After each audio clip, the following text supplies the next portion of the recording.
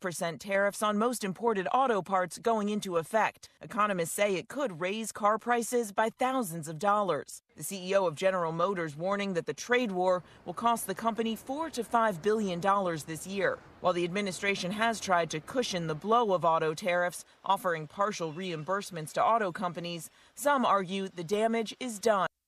President Trump says the tariffs will bring best domestic automobile production. Your money at this moment, the Dow up only 7 points. It's basically even at 41,325. Coming up, we still have slowdowns to deal with in the commute. Plus, the weather's sort of hovering in the rainy-looking range. Traffic and weather together is next. KSL News Time 9:32. Mornings are for recharging. And they're for starting your day right. We volunteer to join you in the car. Get news and weather at 102.7 FM during the most important part of your day. Andy and Amanda, each morning between 5 and 9 on KSL News Radio. Are you looking to invest in your home, increase its livability, increase its value, increase its curb appeal? Well, doors and windows are a great place to start, and there's no better place to start than Peach Doors and Windows. Maybe the purpose of your home has changed. Maybe you're an empty nester, or you just want to maximize the view of your home. Bring Peach your wish list. Think about out-of-the-box shapes and sizes. What you can imagine, Peach Doors and Windows can make happen. They can do renovations that other companies simply won't touch. You can check out all of their 5-star reviews on Google, where customers rate Peach throughout every step of the process. From sales to installation, they will make sure you get exactly what you want. Check out their website at peachbuildingproducts.com. You can give them a call, 801-566-1255. They do free in-home estimates. Or better yet, check them out in person, 2940 South, 300 West in Salt Lake City. They're open 6 days a week, Monday through Saturday, or check them out online, peachbuildingproducts.com. Traffic and weather together brought to you by Mountain America's homegrown home loans. Here's Jason Jones. And it is looking better now coming out of Tooele. The delays are still in place. They don't quite go back as far as they did. Now just a canyon road pretty much from the junction of SR 36 and I-80. On I-80 himself, all the delays are cleared out. It's only left over on SR 36. That's where we're seeing the problems that we've seen for most of the morning long, but it's getting better at least. So that's some good news there. And I-15 itself, along the Wasatch Front, no problems right now, north or southbound between Payson and Ogden. You're going to be running at regular speeds with regular travel times. May is Skin Cancer Awareness Month, and Swinyer Woseth Dermatology is reminding you to take care of your skin. Visit dwoseth.com, AMD. Schedule your body scan today, dwoseth.com. I'm Jason Jones in the KSL Traffic Center. Today, it's going to be mostly cloudy with some rain showers and thunderstorms, highs in the mid-60s. Right now, it is 51 degrees and mostly cloudy in Salt Lake City. I'm Andy Farnsworth from the KSL Common Spirit Health Studios. Listen online at kslnewsradio.com. We're Utah's news, traffic, and weather station. Dave and Dujanovic, your morning companions for talk, analysis, and key perspectives on Utah's biggest stories on KSL News Radio.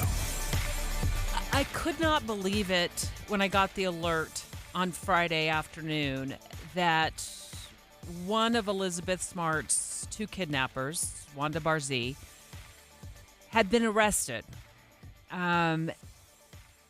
She is on the sex offender registry, and because of that, she is not allowed to visit parks.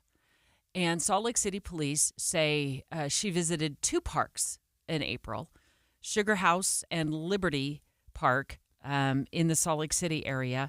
And for that, she's in violation of being a sex offender, and so they booked her into jail. Now, you may be thinking, oh, well, why was she even out to begin with? Like, maybe you weren't around for the news in 2018 or paid attention to the news then and not realizing she had been released after serving, about maybe 8 years behind bars or so? This is the point we're at right now with this case, is that she was booked in and released from the Salt Lake County Jail. And now we're waiting to see, Dave, if she will face charges for going into those two parks. What is so incredible about this story, and this was one of the biggest stories in the entire nation when Elizabeth Smart was abducted from her home.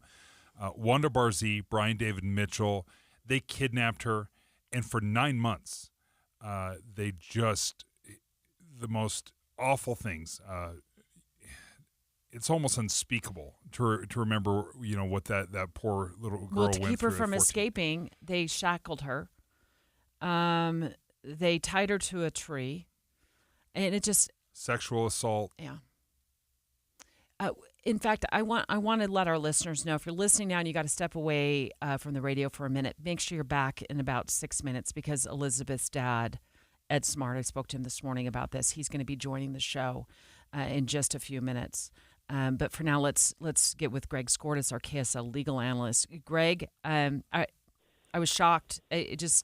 She was released. Barzee was released in 2018, and at that time, it came as a shock to the community and particularly the Smart family, because they didn't think she was going to be released at that time. So she was released by the Board of Pardons and Parole, the parole board, and she's back out in the community. She's still on the sex offender registry and under the rules of being a registered sex offender, not supposed to be at parks.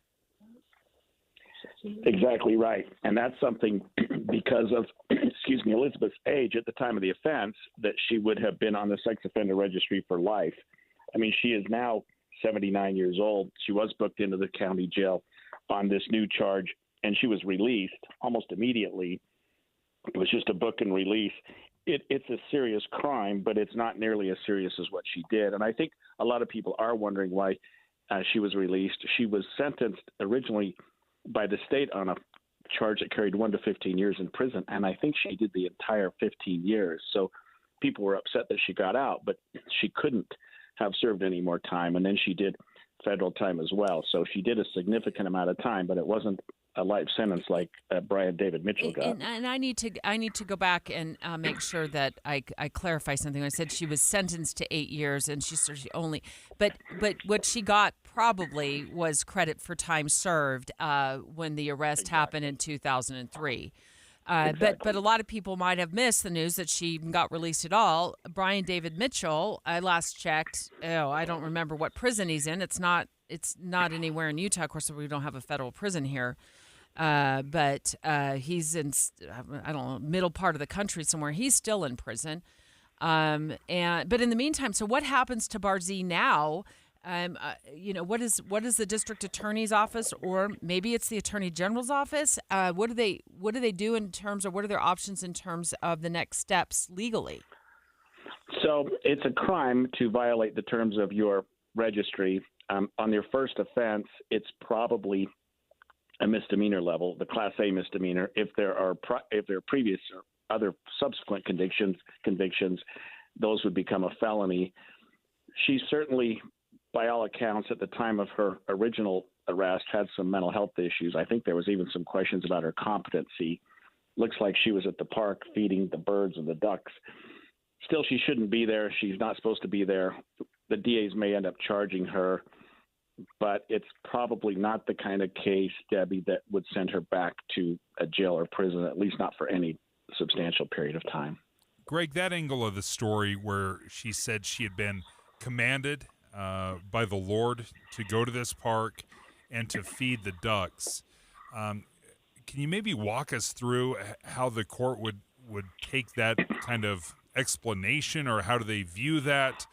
Because, again, it seems fairly innocuous to go to a park and feeding ducks, but this is a woman that kidnapped a minor. Yeah, and she used the same logic back then, too, and it didn't get her very far. Both her and Brian Mitchell said that they were being commanded or told by the Lord to do certain things. That didn't help them very much at all. It's probably not going to help her here, although with her advanced age, I'm sure she has always had some health issues. Those are not any better. And then her mental health issues, I don't know what they'll do. But I think the district attorney probably has no choice but to at least charge her and get her back in the system and put her on some level of probation so that she could be monitored again more closely than she is currently. That was going to be my next question, is if she does face criminal charges for this alleged offense that she's been accused of, then it gets her back at least under the guides or the guidelines under the terms of the probation. Because I checked, I don't think she's on parole right now, and maybe we're talking to inside baseball here, Greg, but I feel like at least, the very least, like maybe they could put her on like an ankle monitor or something. I'm not suggesting that that's the answer, but perhaps that opens the door that they can monitor her more closely.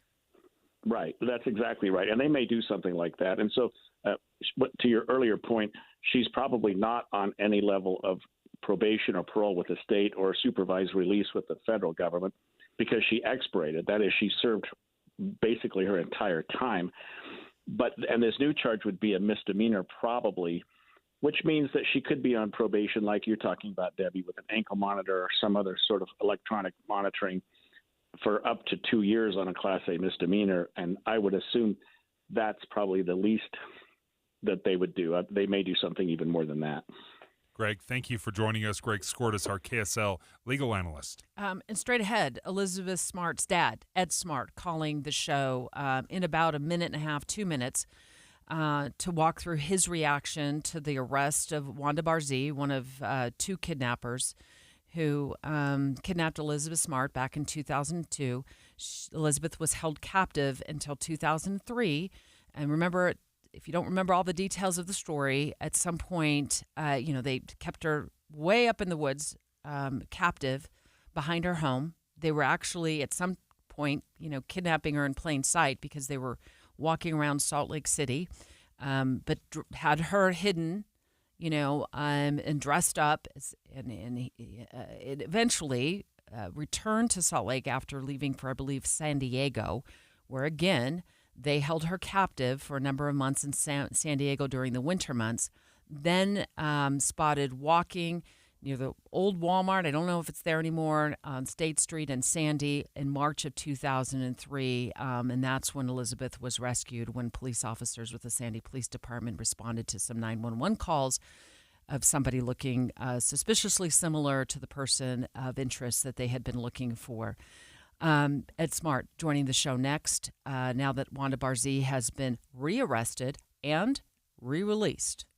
I wish I knew about IWC roofing 2 years ago. This is Jeff Kaplan, and when I needed a new roof, nice guy came over, he had a decent price, but he didn't work on the roof. I got an ever-changing cast of characters who disrupted our lives for 4.5 days of smashing, banging, the dogs going berserk. But listen to this. IWC Roofing will replace your roof in a single day. Minimal disruption to your life, and they'll do it at a lower price for one simple reason. They're the #1 residential roofing contractor in Utah, and they do it on volume. A finely tuned team of trained employees take care of business in a single day, and they'll leave behind the best 50-year warranty in the business. Afterward, they'll even power wash your driveway just to say thank you. And right now, to get your business, IWC will give you $1,500 off your quote. They offer flexible financing, so call the highest-rated roofing contractor in Utah, 801-841-2700. That's 801-841-2700, or go to IWCRoofingUtah.com. Did you hear? A recent stash of $10 gold Liberty coins from the 1800s has been found. These gorgeous gold coins are as bright and shiny as the day they were struck in the late 1800s, and less than 200 of these gold coins are available. Coin experts are calling this gold find an incredible opportunity. Call 1-800-917-4635, and you are guaranteed a $10 gold Liberty coin minted by the U.S. Mint in the 1800s. But with extremely limited availability, you must call now. These gold Liberty coins from the 1800s are still in uncirculated condition. That is history you can hold in your hand. To learn more, call 1-800-917-4635. Call now and you'll receive a free American Coin Collector's Bonus Package, a $40 value, free with every order. Call 1-800-917-4635 now to secure your $10 gold Liberty coins dated from the 1800s before they sell out. That's 1-800-917-4635. Dave, and Dujanovic. We are tracking the developing story of Wanda Barzee. You may recognize the name. Maybe you're too young to remember the name, but she is one of two people who kidnapped Elizabeth Smart in 2002 at the age of 14 and held her captive and abused her, chained her to trees to keep her captive for 9 months from June of 2002 until March of 2003.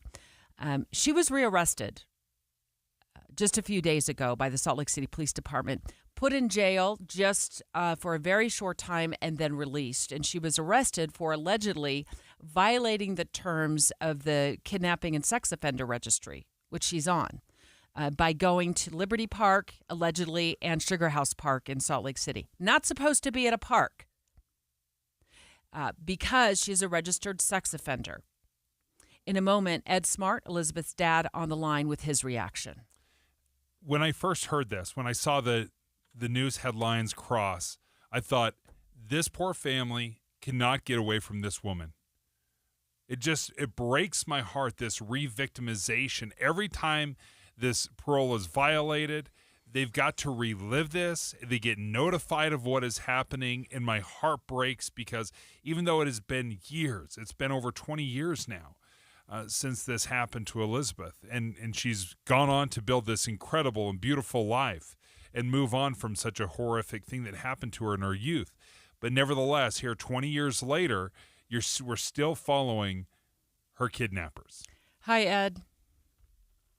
Hi, Debbie. Hi. Thanks for joining us. And thanks for taking my call earlier this morning so we could talk through this.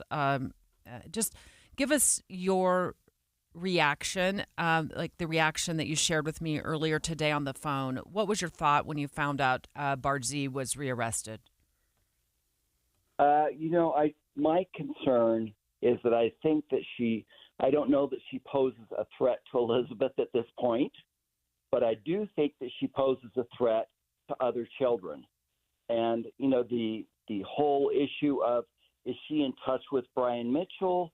When she starts talking about God told me to do this or God told me to go there, that is in my mind, that is, she undoubtedly has some mental illness, and it perpetuates, the whole ordeal.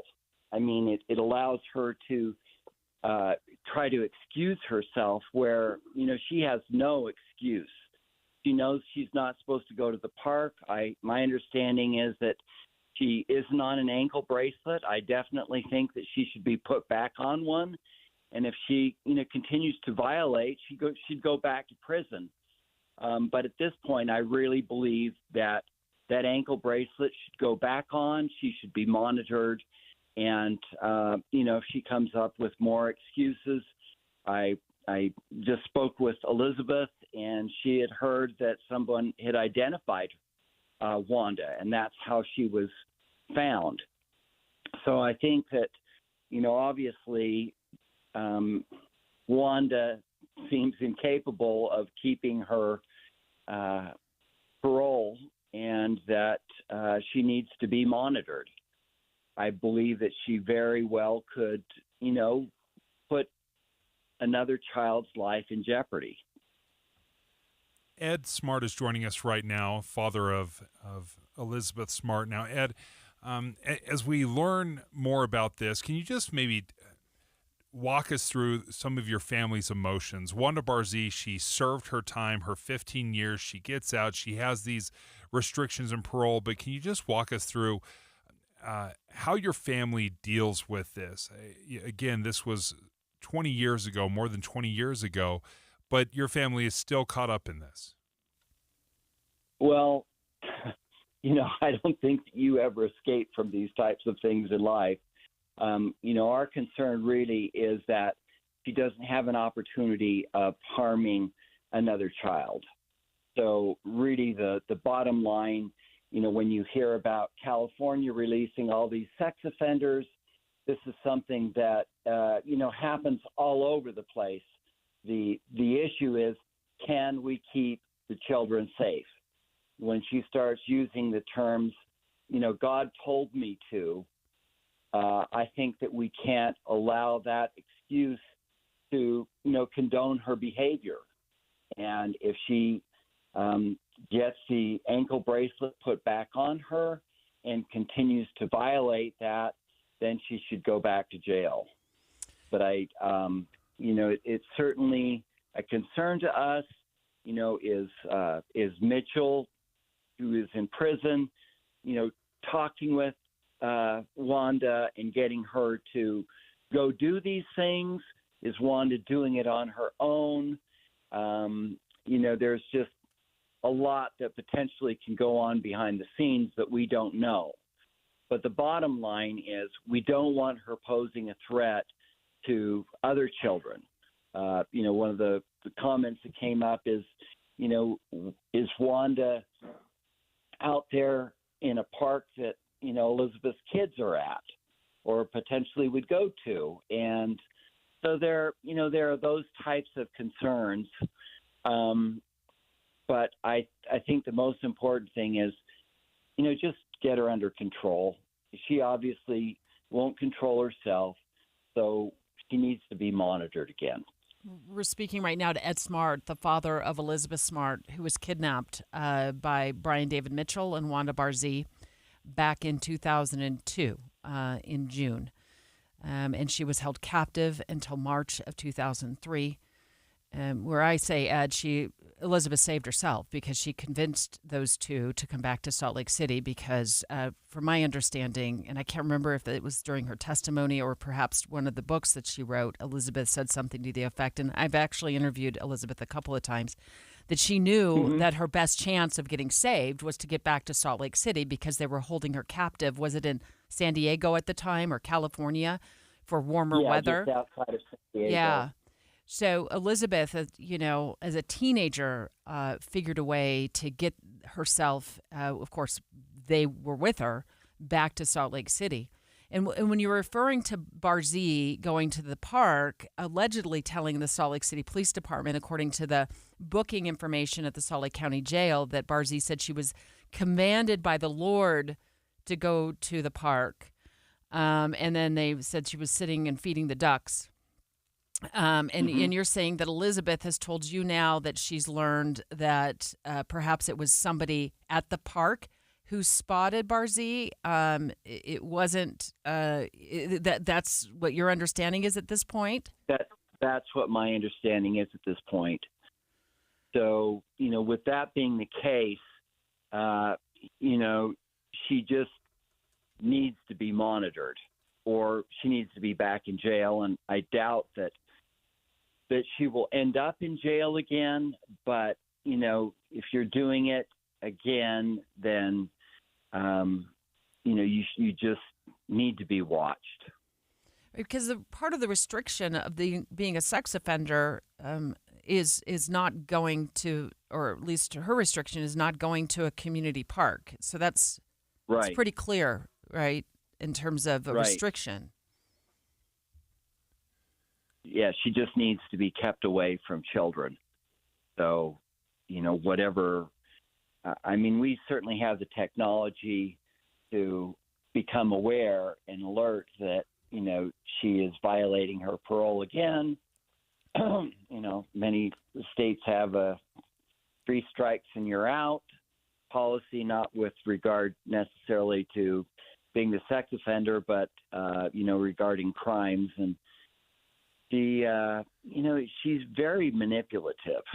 And so whether she just used the God as an excuse, I think that many people, use that as an excuse for their behavior, but they're the ones in control, and where she's been told not to, she shouldn't, if she's going to violate that, now it would indicate that, she's probably going to do that again. And we don't want to hear about other kids being taken. And if by chance Brian Mitchell, I don't know if she has any contact with him or not, but if the two are in cahoots, I wouldn't put it past them to, try doing something to another child. Well, and I think the point that you're making very strongly is she's lost the benefit of the doubt. She can say she was at the park for, innocent enough reasons or harmless enough reasons, but she has absolutely lost the benefit of the doubt. Ed Smart, thank you so much for joining us. And this is a story, of course, we'll be tracking with our team of producers and reporters throughout the day here at KSL News Radio and the week. As this story develops, I've already been in contact with District Attorney for Salt Lake County, Sim Gill, to ask him to join the show as well, if he can today, regarding next legal steps in this matter. KSL offers the best daily newsletter in the state. It's the 3 things you need to know. Every weekday, we deliver quality and relevant content to your inbox. No ads, no spam, just the 3 things you need to know to be informed about the world around you. Subscribe today. Visit KSLNewsRadio.com or text the word inbox to 57500. That's inbox to 57500. Discover the timeless value at Duke's Jewelers, a local treasure since 1948.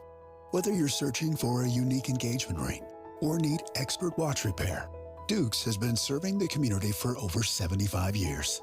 It's the perfect time to visit and explore the wide selection of custom designs and quality gemstones. The skilled designers at Duke's can bring your dream piece to life, while experienced jewelers handle repairs and modifications in-house. Duke's Jewelers takes pride in value pricing, ensuring you receive the best prices every day. Need an appraisal? The Duke's Jewelers AGS certified gemologist is here to help.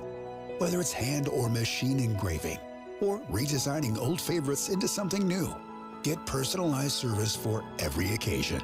Visit Duke's Jewelers and experience the difference of locally operated expertise and dedication. Duke's Jewelers in Springfield, Utah. That's right, it's me again, and I'm at J&J Garden Center in Layton, the best place to shop for Mother's Day, where they have something special for every mom, and of course at a special price. Right now, all hanging baskets are 20% off, all flats of flowering bedding plants are just $22.98, and all 4.5-inch geraniums are 20% off too. That's incredible. J&J Garden Center definitely has the best products at the best price, so give Mom something special this Mother's Day with a special purchase from J&J Garden Center in Layton. Take the Layton Parkway exit, Main Street to Gentile, then west 2 miles. You've got to see it to believe it. You really do. Country grown to your home, J&J Garden Center. This is the story of the one. As a lineman, he does whatever it takes to keep the power on in his community. And he wants a partner like Grainger who does the same. Grainger offers the professional-grade products he needs, from voltage detectors to harnesses to hard hats, plus fast, dependable delivery, so he can rise to every challenge. Call 1-800-GRAINGER, click Grainger.com, or just stop by. Grainger, for the ones who get it done. Still getting around to that fix on your car? You got this. On eBay, you'll find millions of parts guaranteed to fit. Doesn't matter if it's a major engine repair or your first time swapping your windshield wipers. eBay has that part you need, ready to click perfectly into place for changes big and small. Loud or quiet, find all the parts you need at prices you'll love. Guaranteed to fit every time. But you already know that. eBay. Things, people, love. Eligible items only. Exclusions apply. KSL FM Midvale. KSL Salt Lake City. From the KSL Common Spirit Health Studios, this is KSL News Radio. Utah's news, traffic, and weather station. It's 10 o'clock at KSL News Radio. I'm Andy Farnsworth. KSL's top story this hour. A traffic stop turned into an officer-involved shooting in the Glen Canyon National Recreation Area over the weekend. The National Park Service, Kane County, and the FBI are all involved in a joint investigation on this case. We're told rangers at Glen Canyon tried to pull over a vehicle after they were alerted there might be a dangerous suspect inside. But when they tried to stop the car, they say the driver turned his vehicle right into a patrol car, and that's when rangers fired their guns. The driver didn't have any critical injuries and was arrested after being treated at a nearby hospital. The parents of a missing South Jordan teenager are pleading with anyone with information on their daughter to come forward. Olga and Nikolai Petrov tell KSL TV Elisa Petrov left school in American Fork and then took frontrunner to Provo. And on the way, she was apparently asking strangers for help getting to Las Vegas. If she's in Las Vegas, it might be really dangerous. Like somebody can abuse her. It's very bad. Her parents say she hasn't been active or responding to any messages, which is unusual. Police say they are investigating the case as an endangered runaway. Our top national story this hour from ABC News. Federal student loan payments resumed today after a 5-year hiatus, and that will impact millions of people around the country. ABC News correspondent Phil Lipoff says anyone with student loans needs to check their account because the government could be aggressive in going after collections against those who go into default. Your money at this moment, the Dow up 0.2%, 73 points to 41,390. Coming up, a couple days of rain on the way. KSL weather's next. KSL News Time, 10:01.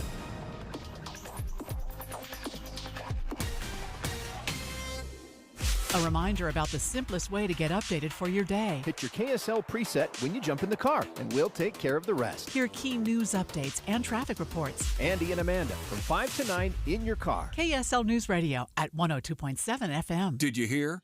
A recent stash of $10 gold Liberty coins from the 1800s has been found. These gorgeous gold coins are as bright and shiny as the day they were struck in the late 1800s. And less than 200 of these gold coins are available. Coin experts are calling this gold find an incredible opportunity. Call 1-800-917-4635 and you are guaranteed a $10 gold Liberty coin minted by the U.S. Mint in the 1800s. But with extremely limited availability, you must call now. These gold Liberty coins from the 1800s are still in uncirculated condition. That is history you can hold in your hand. To learn more, call 1-800-917-4635.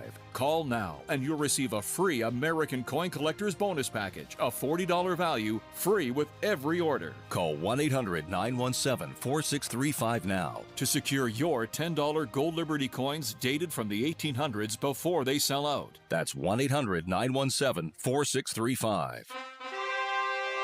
Behold, is I, Queen Trustworth, sentinel for seniors amongst the Knights of Scamelot, here to give thee warning. Scams and fraud are on the rise in Utah, and seniors are especially under siege. Be wary of unsolicited texts, phone calls, and salespeople asking for personal or financial information, and never send money to someone thou hast only met online. If thou hast doubts, talk to someone thou trusteth and get educated at scams.utah.gov. Get ready to join the climb, Jazz fans. It's time to place your season ticket deposits for the 2025-26 season. Place your deposit now and receive priority access to select your seats, exclusive gear, and more. Season tickets give you access to every home game, plus exclusive member-only discounts and benefits. Call or text 801-355-DUNK or go to utahjazz.com to lock in your deposit for next season.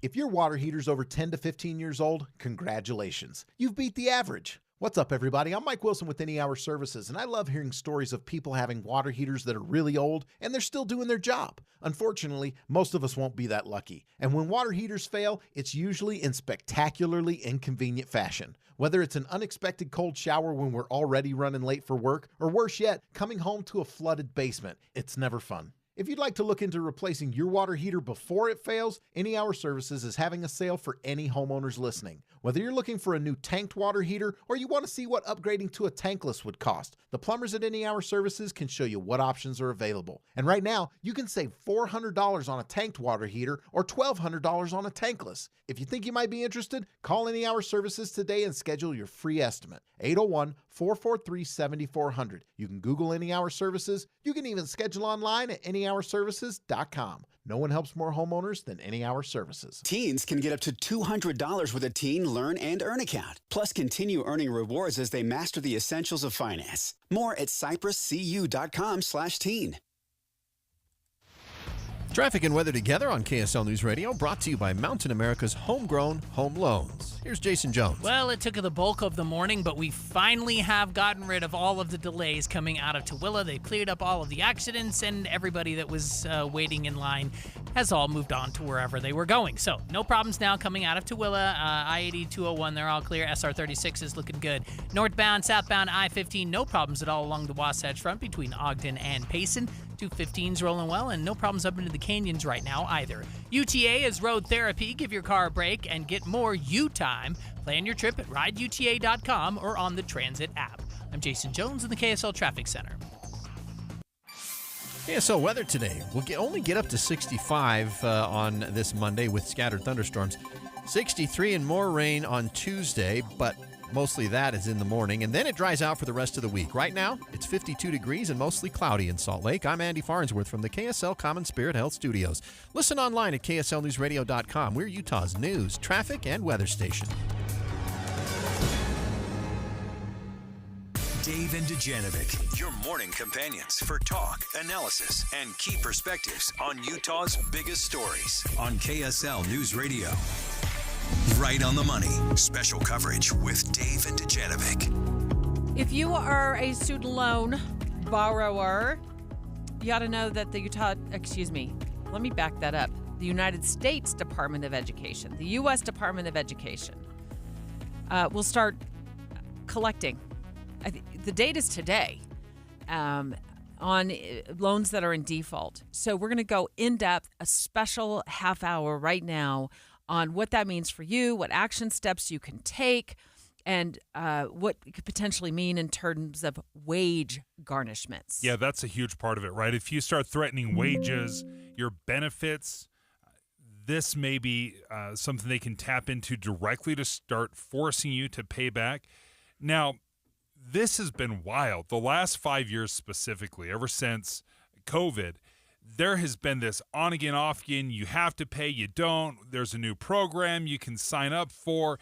It has been an absolute nightmare. And people have largely been able to just stand back, let time pass, and not have to do anything with it. And today it's like that stops now. You've got to start paying it back. Hi, Caitlin. Caitlin Johnston, our producer. You've kind of been in the thick of all of this, so we thought it would be good to start here, kind of like lay the groundwork for us in terms of what this has been like for you with your student loans. Well, it's mostly just been confusing because there's been a lot of back and forth, not knowing if you have to pay, you need to pay. And I am currently enrolled in the Save plan, and there's a lot of confusion going on with that. And I just, I checked my own account, and I don't apparently have to pay anything until August, and there's no interest accruing because it's in forbearance still. Now, I'm a little paranoid that could change last minute because I didn't actually even know that I had until August until I logged into my account and I checked all of that. But overall, it's been very confusing, inconsistent, and the messaging has been very unclear. So as long as people are on top of it, I think that helps. But yeah, I've been confused for months. Well, and you've gone through the range of emotions, which I think most Utahns, most Americans have of, okay, do I need to pay it? Should I keep paying on it? Oh, wait, are they going to forgive this loan? Did you go through some of those emotions where you're like, I don't know, maybe they might forgive mine? Yes, I definitely did. I was holding out a little bit just to see if it was an option. But I took advantage of the new, I'm saying the Save plan, but just the options that were available to make it easier for me month to month to not pay or pay a very low amount. Because that, at the end of the day, was what I was looking for. But then I was worried that, I didn't pay for so long. I'm not in default. I've checked. But something could come out of left field for me that I'm not aware of. I was going to ask you, are you worried that something is going to come out of left field with the latest headlines? Because I'm in this situation with mine, I don't think it's going to happen, but I just don't know. It's just so all over are the you place. documenting right now by screen grabbing whatever you have on your account so you have some proof? How are you handling this? I did actually download all of the data that I had on there just in case the website just because I was a little paranoid that there was some inconsistencies going on with messaging. But yeah, I'm just keeping track of it. I have made payments, so that's why I also know I'm not in default, but I'm not making them consistently. So. Well, there's a lot of questions here, and I'm really grateful to you, Caitlin, because you've lined up Jessica Euler, who is the Vice President for Student Access and Success at Weber State University. And so she's the one who really understands financial aid. Caitlin, stay in the studio with us if you don't mind, if you can, if you don't have to get back in the control room and start pushing all the buttons. Corey's got it for us back there. Jessica, are you there? Jessica, are we there? Do we have her on the line? Oh, are you on the line with us, Jessica? Well, now Caitlin leaves. Caitlin's going to run into the control room and figure out what the technical issues are that are going on in there, because we need to talk to Jessica. She's going to give us a lot of insights into what it means to have wage garnished. What does that look like? Is it just your wages? Could it be other payments like your tax refunds, and then what are some options that you have to readjust the situation that you're in with the Department of Education if you are if you do have a student loan. And as I was reading through some articles this morning on student debt in general, we've got $1.77 trillion in student loan debt, and 5 million borrowers are already in default. Now, there are millions more that are potentially or on the cusp of default, but to actually be in default, you had to have not paid, I think it's for 9 months. So this is where the crackdown happens today. If you don't make a plan or start fresh, then they could start collecting, it sounds. And I don't know what the numbers are, Dave, because you've got them there. I don't have those specific numbers in front of me, but how many of those didn't pay because they didn't think they had to? Or because there was this mixed messaging going on? I don't know. There might be some people out there who felt like there was just a lot of confusion. They weren't sure. I heard one story of a woman who said she thought she'd figured out the amount that she was going to owe each month and then got a notice that said it was more than that. So she had to try to figure out how to scramble and readjust for the higher payment. And was trying to get a hold of somebody, at the Department of Education, the U.S. Department of Education, to figure out, is there some sort of a plan that she could get under that she could make those payments more affordable each month? Because I think there's probably some people out there who want to pay. Maybe they can't afford the payment. Think about all the people who've lost their jobs, even recently, who might now be learning that they are going to start owing on their student loans. And if they don't pay, they're going to be in default. So now their credit score gets dinged.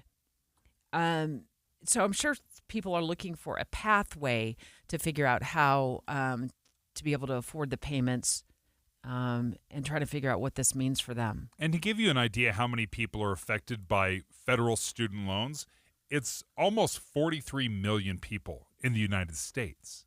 I mean, that is a huge number. So this affects so many people. And the big question is, okay, well, if I have to start repaying, do I have to start repaying right now today? Because today is one of those dates. But Caitlin just joined us and said she's logged on this morning and says you don't have to start repaying until August.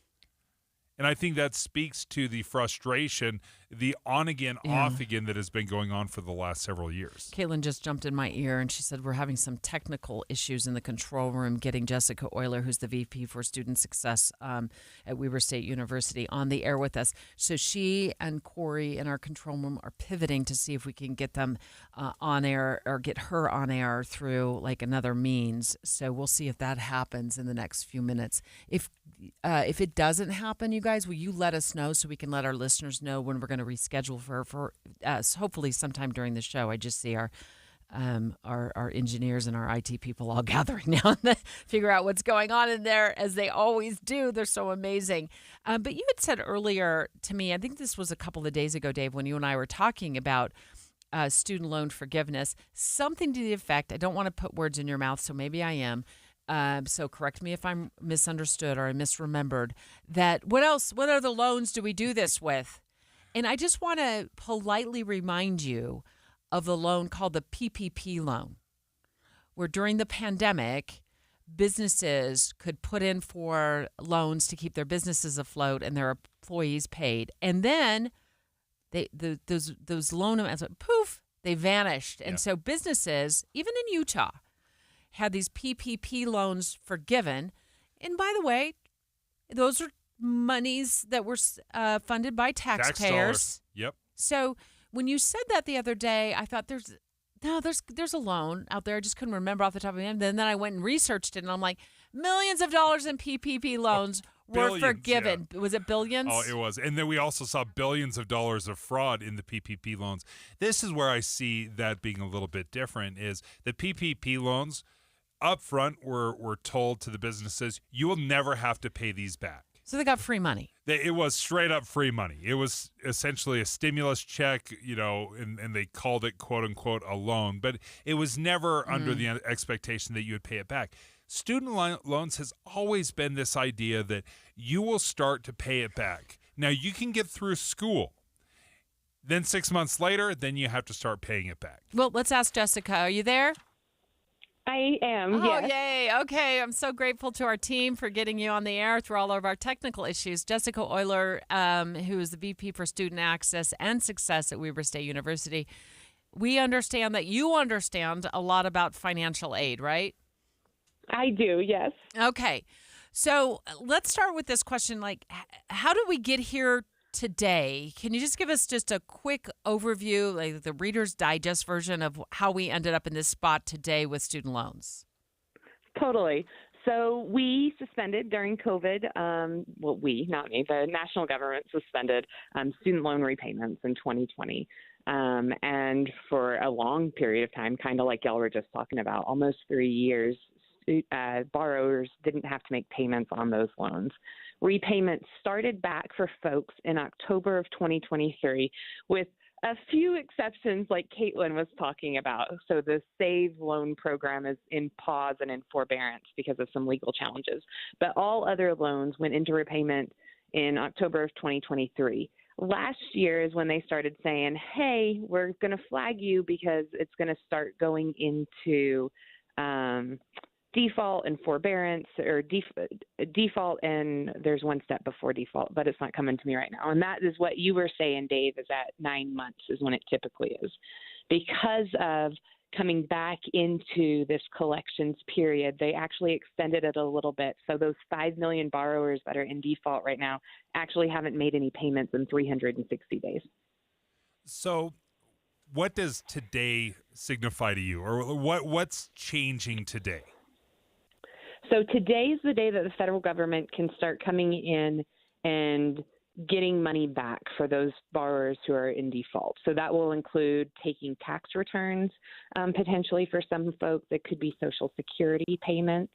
And then it begins the process where they can start working with employers on garnishments. They actually expect that to happen in the next couple of months with some of the notifications that have to come through. But immediately, it's any federal payments can be impacted to start collecting those past due payments for loans. And Jessica, these garnishments could come through even private employers, not just if you're employed by a government entity? Absolutely. And so what it would look like with a garnishment with federal loans is typically the federal loan or, servicers will reach out to the borrower 30 days prior to reaching out to the employer to say, hey, we're about to garnish your wages.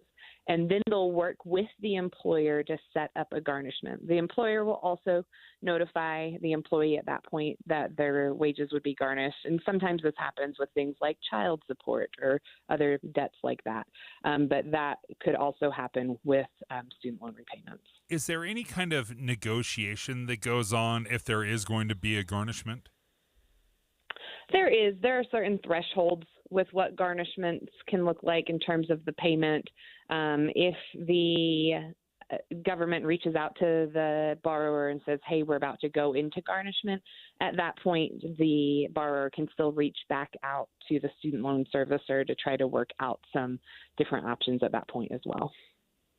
Jessica Euler is the VP for Student Access and Success at Weber State University. She understands a lot about financial aid, so we felt like she'd be the perfect person to have on the air with us today as the Education Department, the United States Department of Education, will begin sending defaulted students on their student loans to collections. And we brought Caitlin Johnston, our producer, back into studio since she's one of the three of us who has student loans. She's kind of been going through the process. She's been our boots on the ground for this discussion. So she's got a question for you. I think it's important for others as well. I just wanted to ask, if someone is in default, what options do they have? What can they do about that? There are three options that they really have. One of them is to pay back all of the loan, which is not going to be reasonable for probably anyone in a situation like this.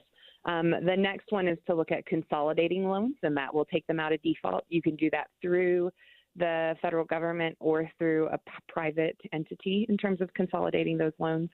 And right now, you can still reach back out to the Department of Education to work through debt resolution. And so they have a website, which is myedebt.ev.gov. So it's myeddebt.ed.gov. And there it can talk through some kind of negotiation options in terms of getting your loan out of default. Jessica, there has been, I guess, such confusion of, hey, when do I need to pay back? Should I pay back? The back and forth has been, I think, is difficult. And hey, here's a new plan. Here's the save plan. It's been such a whirlwind for students. I guess at some point, what's the message to these college students, or what are you telling them? It's like, hey, this is the time you need to take it seriously, because every time we've tried to take it seriously in the past, it seems like, well, never mind, we'll put another pause on it. Yeah, I mean, you are totally right that this has been the most confusing last couple of years for our student borrowers. What I would say is that students can certainly reach out to financial aid and scholarship office if they're, still enrolled. Outside of that, what one of the benefits is right now is because it's going back into this period where collections are going to start, or there's some more resources out there available online. The go-to resource, of course, is studentaid.gov, where you can find resources. But what I would say at this point is, if you haven't been paying on your student loans, now is absolutely the time to look at either resolving that debt with the Department of Education or consolidating your loans. If you're on the SAVE plan, like Caitlin is, that is the one exception to this, where loans are in forbearance, and with all of the rest of the messaging that's out there, it can totally cause anxiety. But that one, we're looking at repayment starting in September. For students, they're hoping to have all the legal stuff kind of resolved at that point in time. But if you have questions about the current status of your account, you can log into studentaid.gov, and that'll help you find your student loan servicer, but it'll also help you find the status of your loans. I've heard some horror stories with the reduction in force that has been happening with the Department of Education, the scaling back, that it has been difficult to get communication or to get responses. What's your advice if people are having a hard time getting contact? I mean, persistence is probably the best. If you're in a situation where you have to make a phone call, and if you're looking at resolving your debt outside of consolidating your loans, you're making a phone call to the Department of Ed. And so I would say get on the phone early and be prepared to wait. There are long wait times, as you noticed. There's a lot that can be resolved online, and that includes consolidating your federal loans through the Department of Education. And so if you aren't up for sitting on a long hold, you can look through those different options online as well. Or, like I said, you can reach out to your local university and ask questions as well if you get started, but they're probably going to direct you back to those two options that I just mentioned. Jessica, we are trying to track more information on the story as it develops throughout the week, so we'd love to be able to have you on speed dial if we have any other questions, if you're up for it. So thanks. Absolutely. Okay. Well, thank you so much for waiting it out with us in our tech issues. Got those resolved pretty quickly, but certainly appreciate you being willing to walk us through some of these important questions that we have today. That was Jessica Euler. She's the Vice President for Student Access and Success at Weber State University. She understands a lot about financial aid. One of the questions that we are trying to get answers to this week, and perhaps we'll do it as early as tomorrow, is what happens if you are seeking student loans right now? You know, a lot of kids graduating from high school, looking to go to college, and maybe it's even for a job in the trades as well. Maybe you need a little bit of a loan to be able to go to a trade school, not just the four-year university. Like, what does that look like if you're seeing all of this media coverage about the way the state of student loans are today for those who have student loans? Maybe you're nervous about this. So we're seeking answers to that as well over the next couple of days for those who are looking to get a student loan. Her advice is great. The three options that you need to pay attention to is, number one, you just got to pay back the loan. She understands that might be nearly impossible. Number two, consolidate, either with the feds or through private loans. You can reach out to the Department of Education. There's a resource. She said myeddebt.ed.gov is the website. MyEdDebt is a good resource to tell you what you may or may not need to know. How about if we compile all of that information, and particularly that website, and make sure it lands this afternoon at kslnewsradio.com, which is your go-to for things and topics that we cover right here on KSL News Radio. The main character in every news story is a real person. I want people who listen to Midday to listen to the show and think it is about them. They're hearing a story that touches them in some way. The main character in every news story is you. Whether it is their pocketbook, whether it is their child's safety, people should hear something that is more thought-provoking. Midday with Maria Chaleos. All new noon to 3 on KSL News Radio. Do you have chirping smoke detectors? What's up, everybody? I'm Mike Wilson with Any Hour Services, and if you've ever experienced chirping smoke detectors, you already know how annoying it can be. A great first step to try and stop the chirping is to change the batteries. If the chirping continues, it's possible that your smoke detector has gone bad. As a matter of fact, a lot of people don't even realize that manufacturers recommend replacing the smoke detector altogether after 10 years. If you remove the smoke detector from the wall, on the back you should find a date of when it was made. Do a little math and you'll know how old it is. Now, Any Hour Services knows being a homeowner means you've got a list a mile long of things to do around the house, and check my electrical system probably isn't one of them. That's why we've put together this radio special for any homeowners listening. One of our licensed electricians will perform a comprehensive inspection of your electrical system that includes testing those smoke detectors and give you a full written report for only $29. But you have to mention this ad when you call. Call Any Hour Services to schedule at 801-443-7300. 801-443-7300. Any Hour Services. Hey there, I'm Phil Briggs, Navy veteran and host of CBS Ion Veterans weekly radio show and podcast. And I often think of my old boss in the Navy, Commander Reed, especially when I'm trying to motivate my kids. Now I know how he must have felt trying to motivate me. This Military Appreciation Month, Navy Federal Credit Union wants to celebrate those who go above and beyond for us every day. Learn more at NavyFederal.org/celebrate. Navy Federal is insured by NCUA. Hi, I'm Smokey Bear, and I made an assistant to help you out, because only you can prevent wildfires. Hey, Assistant Smokey Bear, call me Papa Bear, because I'm grilling up dinner. Do you get it? Yes, good job. So, what should I do with all these coals? Don't just toss them out. Put them in a metal container because those embers can start a wildfire. I understand.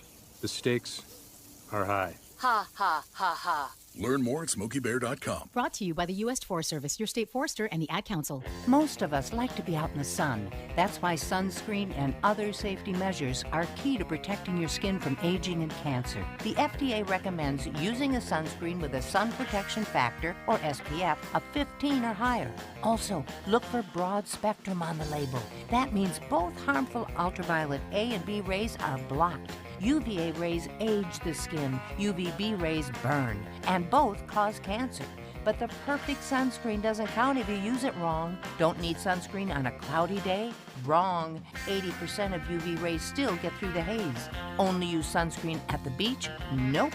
Anytime you're outside, UV rays attack the skin, so you need protection. And you have to reapply sunscreen every 2 hours. Remember, SPF plus broad spectrum equal healthy fun in the sun. Visit www.fda.gov/sunscreen for more information. A message from the U.S. Food and Drug Administration. If you're struggling with your mortgage, there's a free government program that offers expert one-on-one advice about your mortgage options. Call 1-888-995-HOPE or visit makinghomeaffordable.gov. Brought to you by the U.S. Treasury, HUD, and the Ad Council. 10:30 at KSL News Radio. I'm Andy Farnsworth. KSL's top story this hour: several businesses are closed after being visibly damaged from a reported explosion in Salt Lake. Businesses around the Extra Mile gas station have been damaged. Salt Lake City Fire Department Division Chief Bob Silverthorne says they have been doing some early investigating. We found some load-bearing walls to be bowed out in addition to the windows exploding and some damage to the trusses inside. There's no word on how long it might take for businesses inside that building to reopen. A 2-year-old boy is recovering from serious injuries after he was hit by a car turning out of an apartment complex in Salt Lake. Police say it happened around Saturday night around 500 North and Dexter Street. The driver reportedly didn't know they hit the boy and discovered it once they came back. Investigators say that person is now under investigation for impairment. Our top national story this hour from ABC News, travel troubles again at Newark Liberty International Airport. United CEO Scott Kirby saying more than 20% of Newark's air traffic controllers, quote, walked off the job last week, forcing the airline to remove those flights indefinitely. Those air traffic controllers taking medical leave after an equipment outage last week, calling it, quote, a traumatic experience. The staffing issues, of course, made worse by ongoing construction that at times leaves only one runway open at a time. ABC's Matt Rivers reporting. Your money at this moment, the Dow up 92 points, 0.2% to 41,409. Coming up, we've got a couple more days of rain before we get some heat. KSL weather's next. KSL News Time 10:31.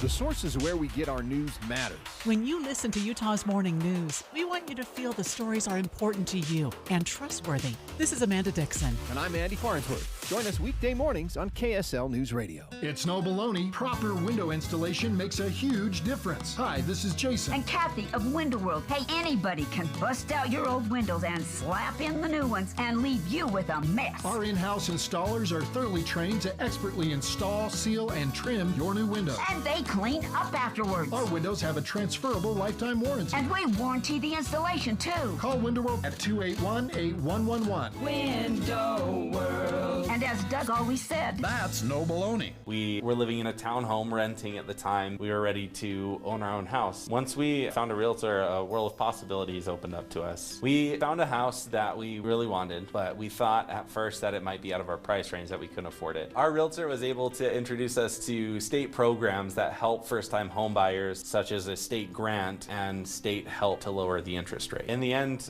she made it possible so that we could buy a home. Let an experienced realtor guide you. Go to myrealtorstory.com. Traffic and weather together on KSL News Radio, brought to you by Mountain America's Homegrown Home Loans. Here's Jason Jones. Now we're seeing a little bit of slowing northbound I-15. About 106th south is where it starts and lasts up a few blocks there. Not seeing an accident, so perhaps just some kind of increased volume and some slower moving traffic going through there at this point. It wasn't there about 5 minutes ago. It's there now, and I'm looking on the camera, and it is a little bit slow through that stretch. Otherwise, though, the rest of I-15 is looking pretty fantastic. There's no other delays or accidents around the Wasatch Front to speak of, and you're pretty good if you're headed up into the canyons as well. You're not going to really find any slowing there. I'm Jason Jones in the KSL Traffic Center. KSL weather, 65 degrees, scattered thunderstorms today, 63 and morning rain tomorrow. Then the sun comes back out, and we start a warming trend on Wednesday. Right now it's mostly cloudy and 53 degrees in Salt Lake City. I'm Andy Farnsworth from the KSL Common Spirit Health Studios. Listen online at kslnewsradio.com. We're Utah's news, traffic, and weather station. Dave and Dujanovic, your morning companions for talk, analysis, and key perspectives on Utah's biggest stories on KSL News Radio. Okay, Dave lives in Davis County, and so he knows firsthand what a traffic nightmare is going on up there. So fill us in, because we're going to talk about that more in depth, talk about how these issues are being addressed. Hill Air Force Base. That's the key right Is there, it? right? Is that what we're talking about? Right largest employer in Yeah. the state. I think it's like 20,000 people or so. So imagine a Jazz game.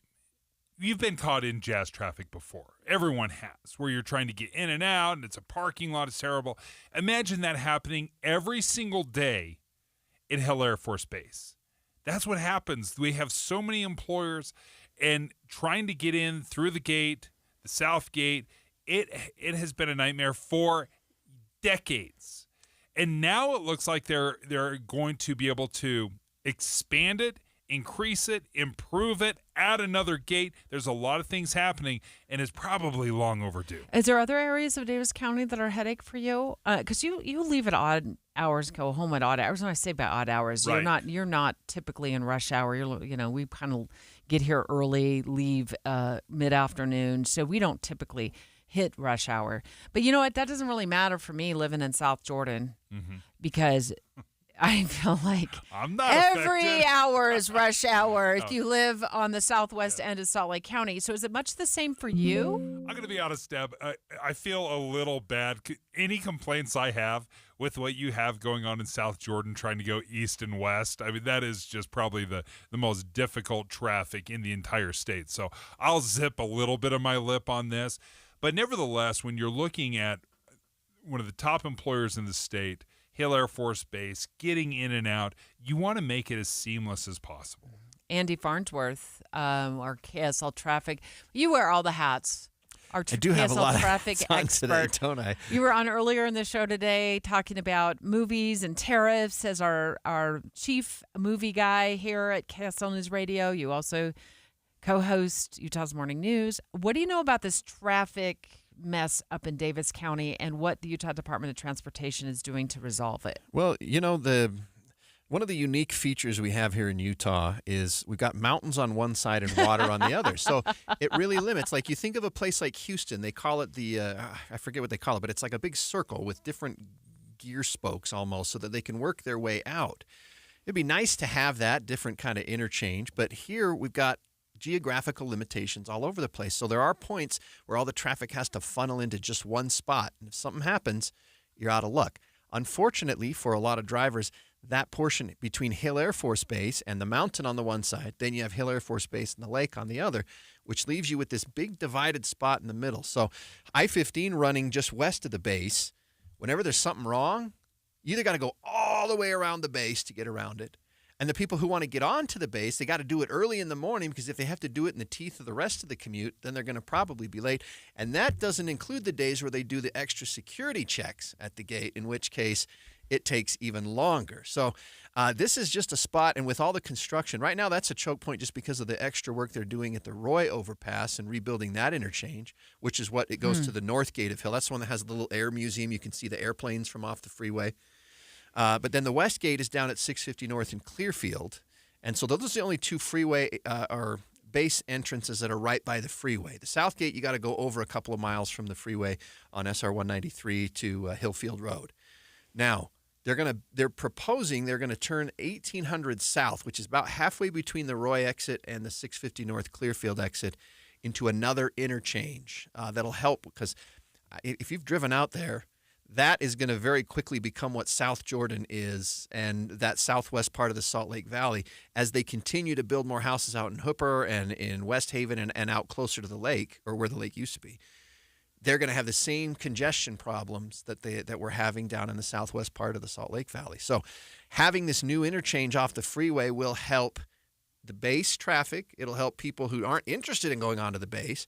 And then from what they're saying, they're actually going to, Hill will add another entrance there. So there'll be actually 4 entrances to the base instead of just 3. So all of those things, but, and this is the big, huge but, they can't build those things overnight and they can't build them in just like a single calendar year. It's going to take a while.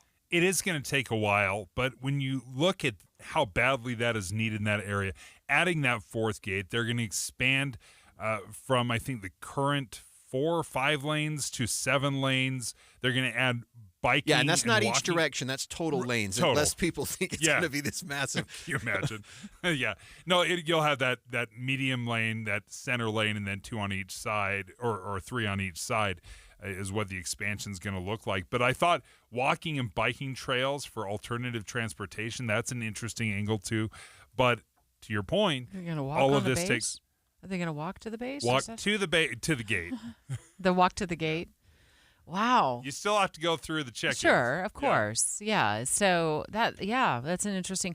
There's a lot of homes in that area, right? Yeah, It's probably that's could be another question. walkable. In the article I read in the Deseret News, it didn't really say anything about that. But as I look at the map, this is one where some of these houses have been there for a long time. Like this, this is between Main Street, and they said that they were going to eventually build a connector, and the center lane would be eventually kind of a release off onto 250 West, which is, I don't know, about a half mile away from where the freeway is. So exactly how they're going to do that, I don't know. If that will require eminent domain like they've had to do with Mountain View. Well, not Mountain View, but with Bangerter Highway as they've expanded it. So that's a really good question that I think is going to come out further in the process, or at least from what I've read, I don't know about what they're going to do with that yet. I have been taking Bangerter more and more because that's what Maps tells me to take in the morning now. I don't know why. You know who else tells you what routes are good? I know. KSL Traffic. Well, I listen to you guys, and then I hop in the car, and then I'm like looking, and then my Maps is also totally backing up what you guys are telling me. With regards to I-15 being, a bottleneck mess again. But I was on Bangerter yesterday, coming home from downtown, yesterday morning, actually, and I don't take it southbound in the afternoons at all. I just take it northbound. Okay. It felt a little lugy to me. It felt like there's these 2 lanes and there's lots of walls and stuff like that because it's under construction right now. Not to pivot away from what is going on in Dave's neck of the woods, but what's going on in my neck of the woods is that would be a mess in the afternoons to be on Bangerter in the afternoons coming home. But I suppose this is all for the common good that at some point we're going to have this amazing freeway out west with fewer traffic lights, which is huge. Which, there by won't the way, be any. There when won't be any. Finished, there won't be any. It'll be a freeway. In 1991, I've said it before, I was there for the ribbon cutting. Well, I think Governor Norm Bangerter was there for the ribbon cutting to cover it as a news story. And I looked around, I was like, why are there so many traffic lights on this expressway? I guess we call it a highway. Well, that's one of the frustrations about Mountain View Corridor. Yeah, is with all the thing. extra building in Harriman and in the west part of South Jordan, West Daybreak, is initially there was, one at 114th, there was one at Daybreak, there was one at...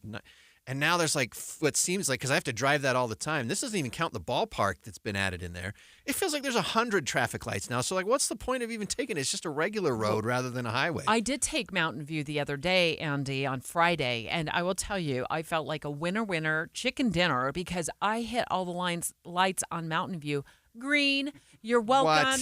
What? Tell me you have dash cam of that so I can believe it. I know, right? I have no proof that this was actually my life for 30 minutes on Mountain View, and I was grateful because I was meeting a friend down at the south end of the valley and had left here from Broadcast House, and I'm like, I'll be there by 11:30, I think, but I was there by 11:39. That's pretty good for taking Mountain View. That is really good, yeah. But it's tricky. Man, the traffic headaches are really something that I have to bake into my day now. This project at Hill Air Force Base, it looks to be close to $400 million. It's going to add a new interchange on I-15. They're going to add another gate, a 4th gate. Can you remind us again, Andy, where does that interchange or where is that going to land? Is it in between Roy and Clearfield? So there's the Roy exit that's at 5600 South, and then it looks like it's about a mile south of that, but then that 1800 North is a little less than a mile north of the 650 North Clearfield, which is the west gate to Hill Air Force Base. So a lot of people use Main Street actually to go between Roy and Clearfield just because sometimes the freeway is such a pain. They'd rather be on the street. And it like you can see the freeway from the Main Street and you can see Main Street from the freeway. In fact, even in some of the traffic cams, you can look at both of them at the same time. This 1800 North will just give one additional interchange, one additional base entrance, which will help, of course, until there's a crash on the exit. But still, all right, Debbie is Downer. $400 million a big price tag for what they want to do, Dave? I mean, how does that compare to? Have you looked at what that compares to other projects? Yeah, and is it all Davis County taxpayers that are going to pay for it? That's a good question. There's several construction. I lose track of how many billions we spend on these things. So I don't know. Because it would feel like Weber pitching in on that. I mean, it's going to help alleviate the south end of Weber County. I don't know. That's just me talking out. Well, there's also federal infrastructure money too, right? We were talking about that a couple of years ago with the infrastructure bill. So that's an angle we need to look into, and we will. Andy, thank you so much for jumping on the You're air welcome. with us once again. It's the Andy Farnsworth Show with Dave and Deb. Straight ahead, I liked when I saw this number, 650 people caught driving distracted.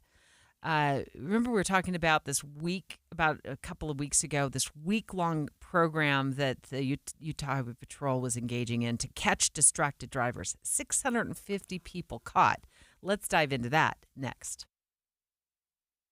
Get ready for Camping World's Red, White, and New Trade Event, May 15th through the 18th. Get the highest value for your RV guaranteed during the biggest RV trade event of the year. Shop the best RV deals in America with new RVs starting as low as $92 a month. Get ready for the holiday weekend with up to 45% off grills and 25% off product installation. Plus, we'll have free hats, free propane refills, free food, and fun for the whole family. Don't miss the incredible Red, White, and New Trade Event, May 15th through the 18th at your local Camping World. See with the full details and disclaimer. Wesley Financial Group is not a law firm. Do you find yourself stuck in a timeshare? Get the real facts about the timeshare industry and your options for cancellation. Chuck McDowell, founder of Wesley Financial Group, has put together a free information guide that reveals the secrets the timeshare industry doesn't want you to know, including the 5 ways to get rid of your timeshare. Call now and get this timeshare cancellation guide absolutely free. Call 800-838-6161. That's 800-838-6161. 800-838-6161.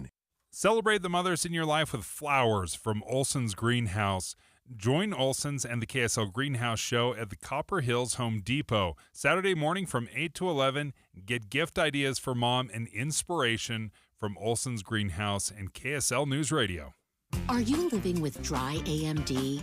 If so, you could be on the road to geographic atrophy, or GA, a condition that leads to retinal cell death and permanent vision loss.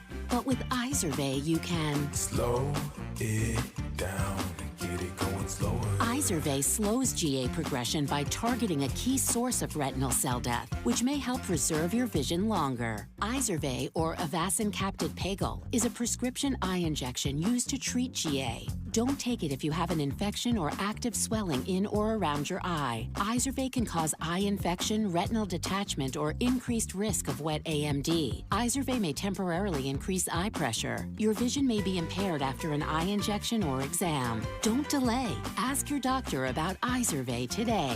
Izervay gets GA going slower.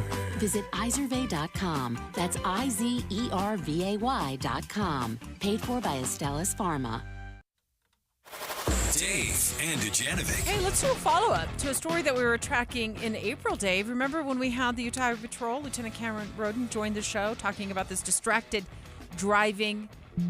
I call it a gotcha campaign, but good for them. They were out with multiple other police departments nabbing people who are driving distracted. And with the results are in, it looks like it's 650 distracted driving cases bubbled up out of that 1 week push. Looking at the numbers from the 21 agencies that participated, they had over 650 distracted driving contacts through that week. We had a handful of motors officers that went out and stopped for cars for about 4 hours. And in that 4-hour period, we had 59 contacts for people that are distracted driving.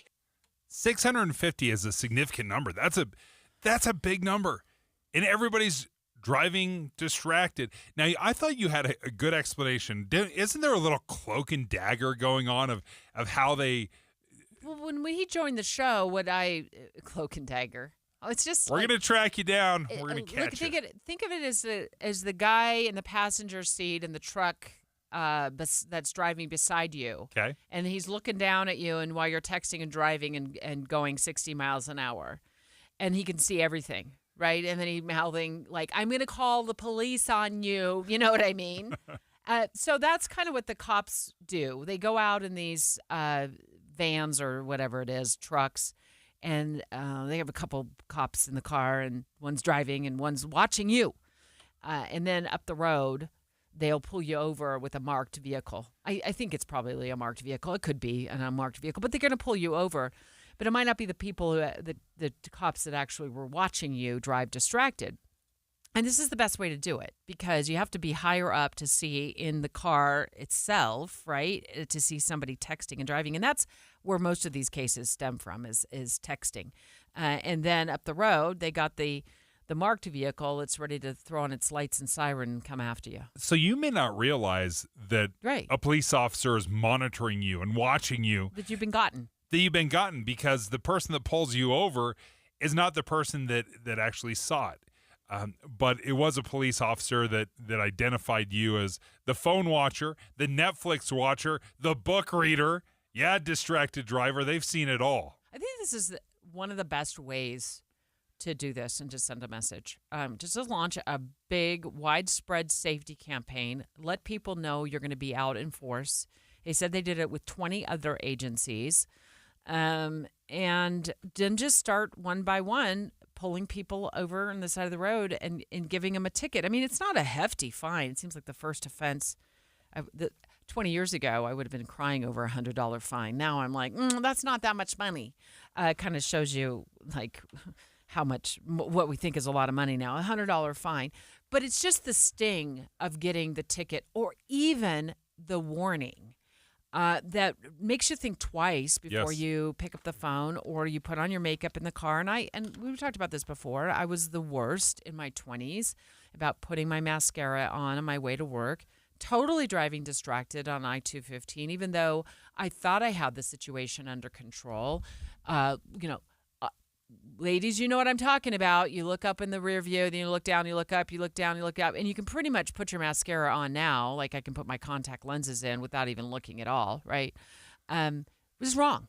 It was totally wrong. It was the wrong thing to do. Sometimes I do wake up in the middle of the night and I think back 30 years and a sense of panic hits me like, how lucky am I that I didn't take somebody else's life? That is such a serious thing to think about.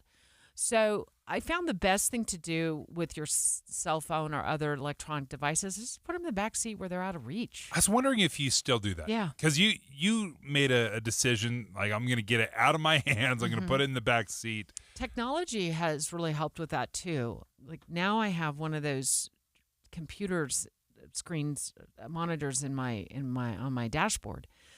And if I absolutely need to, like, for example, I'm driving and I need to call you, I just say the magic name, which I'm not going to say here in the air because you'll all thank me later, and I tell her to call Dave Noriega.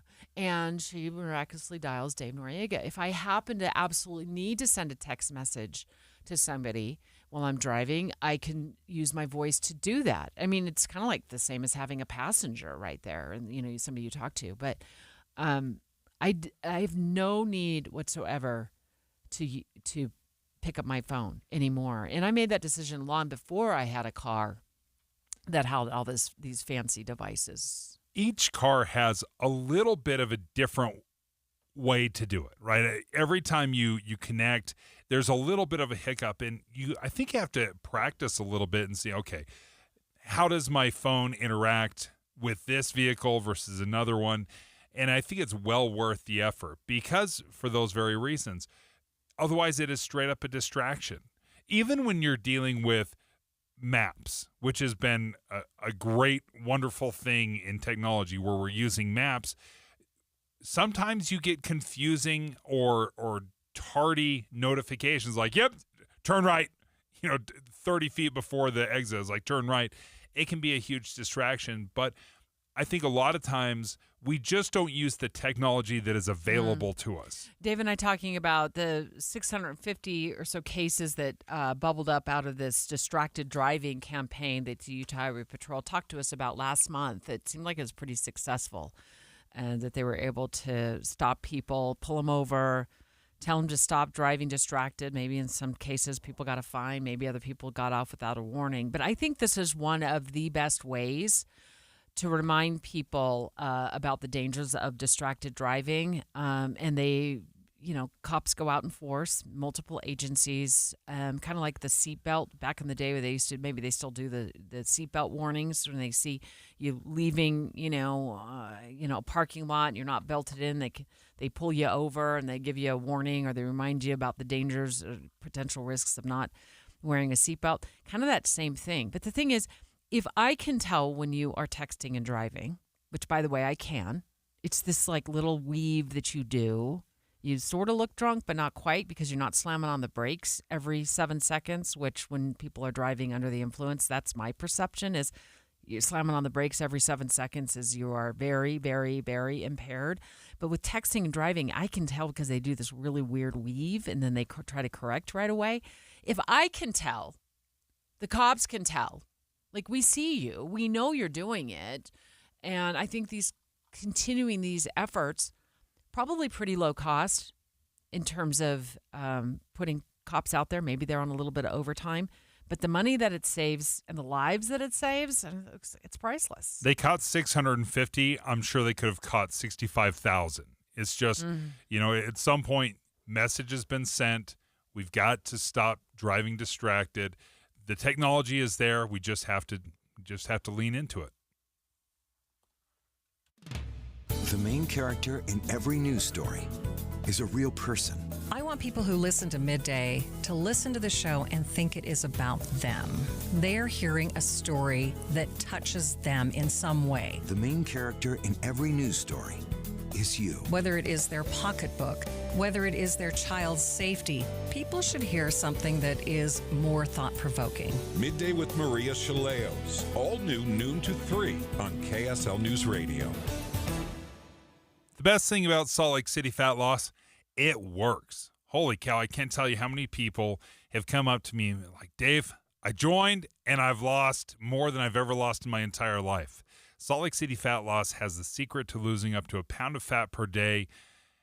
Many clients will lose 20, 30 pounds in just a month or two. I lost 25 pounds in 3 weeks, in the first 3 weeks, and I could not believe how quickly it was happening. I was excited to get on the scale. How often can you say that? You're like looking forward every morning to getting on the scale. And because the results are so fantastic, it keeps you motivated. It's a unique program.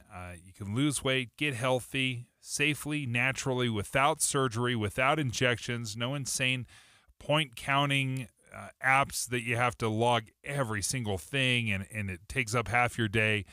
All you have to do is go to saltlakeCityFatLoss.com to schedule a free consultation. It's slcfatloss.com. That's the website, slcfatloss.com.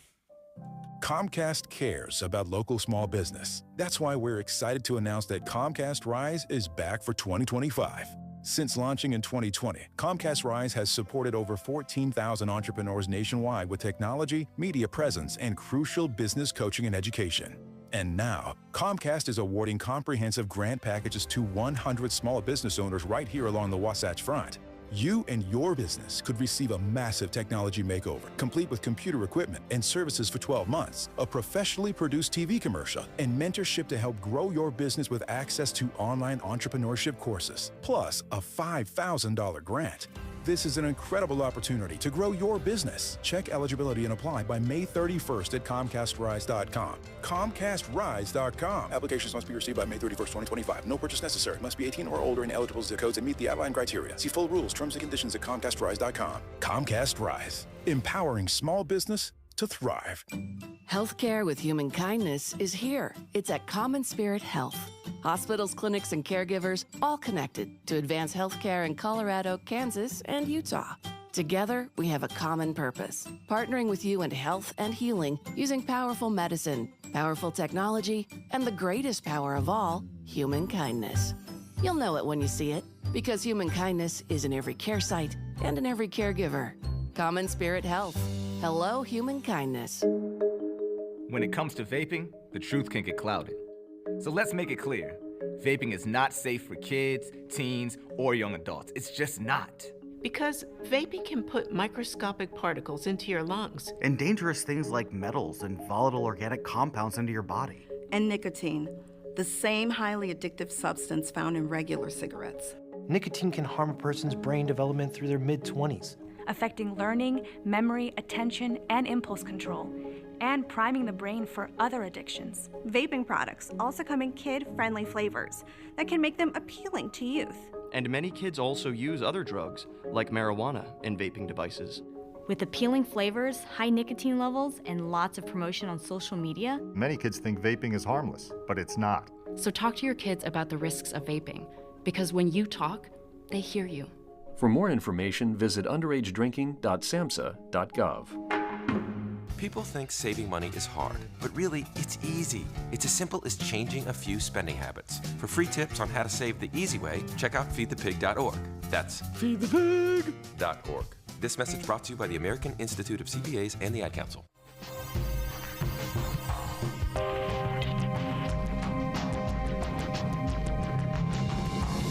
KSL FM Midvale. KSL Salt Lake City. From the KSL Common Spirit Health Studios, this is KSL News Radio. Utah's news, traffic, and weather station. It's 11 o'clock at KSL News Radio. I'm Jessica Lowell. KSL's top story this hour, the West Valley Police Department is offering a $10,000 reward for information related to a 2022 cold case. Police say 45-year-old Pete Ulibarri was killed in a drive-by shooting. Police believe Ulibarri was an innocent bystander who was the victim of gang violence.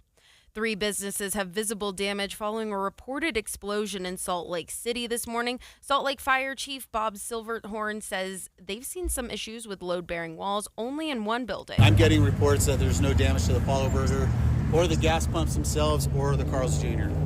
Those are the immediate, what we call exposures to the building of origin. There's no clear timeline when the businesses on North Temple will be able to reopen. Our top national story this hour from ABC News. Everyone whose student loans were frozen during the pandemic will have to start paying up again this week.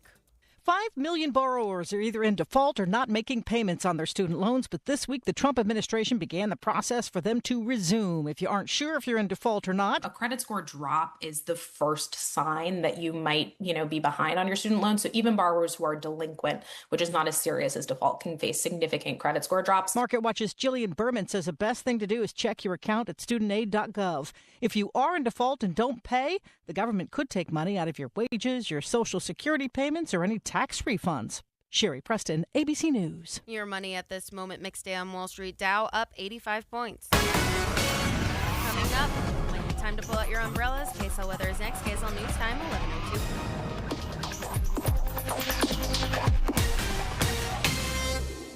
Mornings are for recharging. And they're for starting your day right. We volunteer to join you in the car. Get news and weather at 102.7 FM during the most important part of your day. Andy and Amanda, each morning between 5 and 9 on KSL News Radio. Do you need new windows? Look, all glass pretty much looks the same to the naked eye, but if your windows aren't triple-coated, argon-filled and sealed double-pane glass, the cold is seeping in. You need to call Advanced Window Products. They use the highest quality glass and premium vinyl to create state-of-the-art windows and frames, and for 38 years, they build those frames right here in Utah. Custom crafted for Utah's climate. The best windows you can buy at prices 30 and 40% less than what the big companies charge because they cut out the middleman. They're the factory.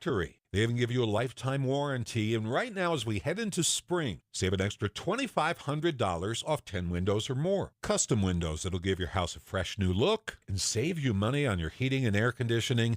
Advanced Windows offers 60-month 0% financing, even buy now, pay later, and an extra $2,500 off. Call for a quote, 801-850-9100. That's 801-850-9100, or go to advancedwindows.com. The KSL News Radio Movie Show comes to My Hearing Centers Friday from 10 to 1. But first, discover what My Hearing Centers can do for you. My Hearing Centers uses advanced technology to diagnose and treat hearing loss. These comprehensive evaluations determine the best treatment options. Then enjoy lifetime support with regular check-ins, cleaning, and maintenance. Call My Hearing Centers at 801-701-1629. 801-701-1629 for more details. My Hearing Centers has offices from Ogden to St. George. If you've got a honey-do list with electrical, plumbing, heating, or air conditioning projects on it, Any Hour Services can help. Call Any Hour Services, electrical, plumbing, heating, and air. AnyHourServices.com.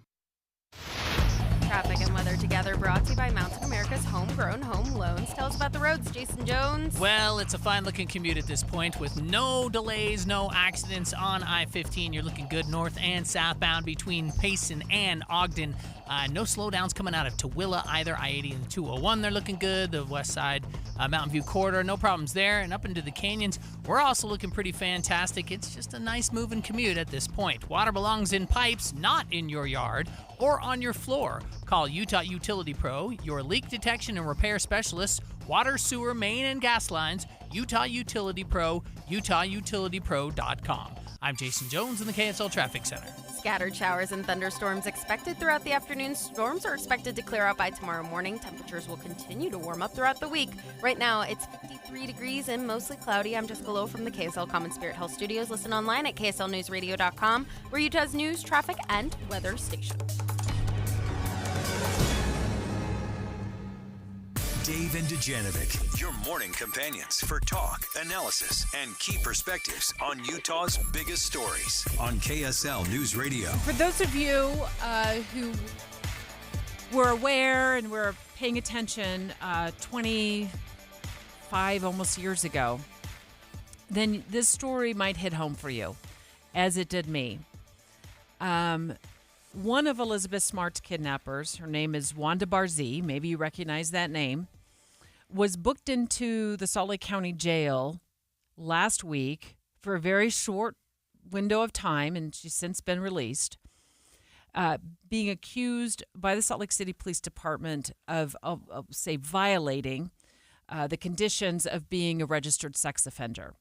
And that violation came in the form, according to the Salt Lake City Police Department, of her showing up at two Salt Lake City parks, Liberty Park and Sugar House Park, back in April. And we're going to talk about it. She said she was there to feed the ducks, that she'd been sent there by the Lord, she says, to feed the ducks. And here's the problem. That sounds harmless enough. Right? Somebody going to a park, feeding the ducks. This is a person that kidnapped Elizabeth Smart, held her for 9 months. Forgive me if you've completely lost the benefit of the doubt for me. You don't get to just say, I was just feeding the ducks. I was just out for a walk. No, you are prohibited from going to these parks, and you absolutely have to abide by these rules. Some of you may be asking, like, why is she even out at all? Right? It was one of the most notorious crimes. It captivated our entire state and beyond the world as police searched for Elizabeth Smart without any luck. Frankly, without any luck. It turns out these two, Brian David Mitchell and Wanda Barzee, had held her captive not far from her home, but back up in the hills, and police could not track them down. And at points they were hiding in plain sight. They were, Brian David Mitchell was dressed up as, how would you describe it, Dave? As somebody who was some sort of preacher, a religious, street preacher. Yeah, street preacher. They had Elizabeth masked. And they were at times spotted in Salt Lake City, but nobody knew it was them for sure.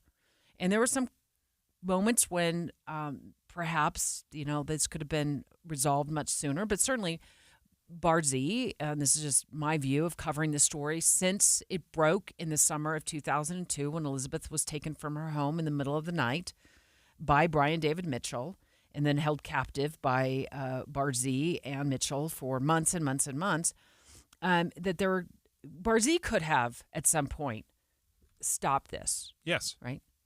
Say, 100%. Right. Yes. So, and it was in fact eventually Elizabeth. I've said it before. I've said it today. Elizabeth cracked the case. I mean, here's a teenager, 14 years old, kidnapped from her bedroom, told not to say anything because her entire family would be wiped out if she did. And in fact, her mom, Lois, during the sentencing for Barzee back, 15 years ago, put it this way: you did to our family, what you did to our family and to Elizabeth was wrong. It was wrong and it was evil. We suffered, but more than that, Elizabeth suffered. She was tortured and tormented. That's Elizabeth's mom, Lois Smart, on the day of Barzee's sentencing back in 2010.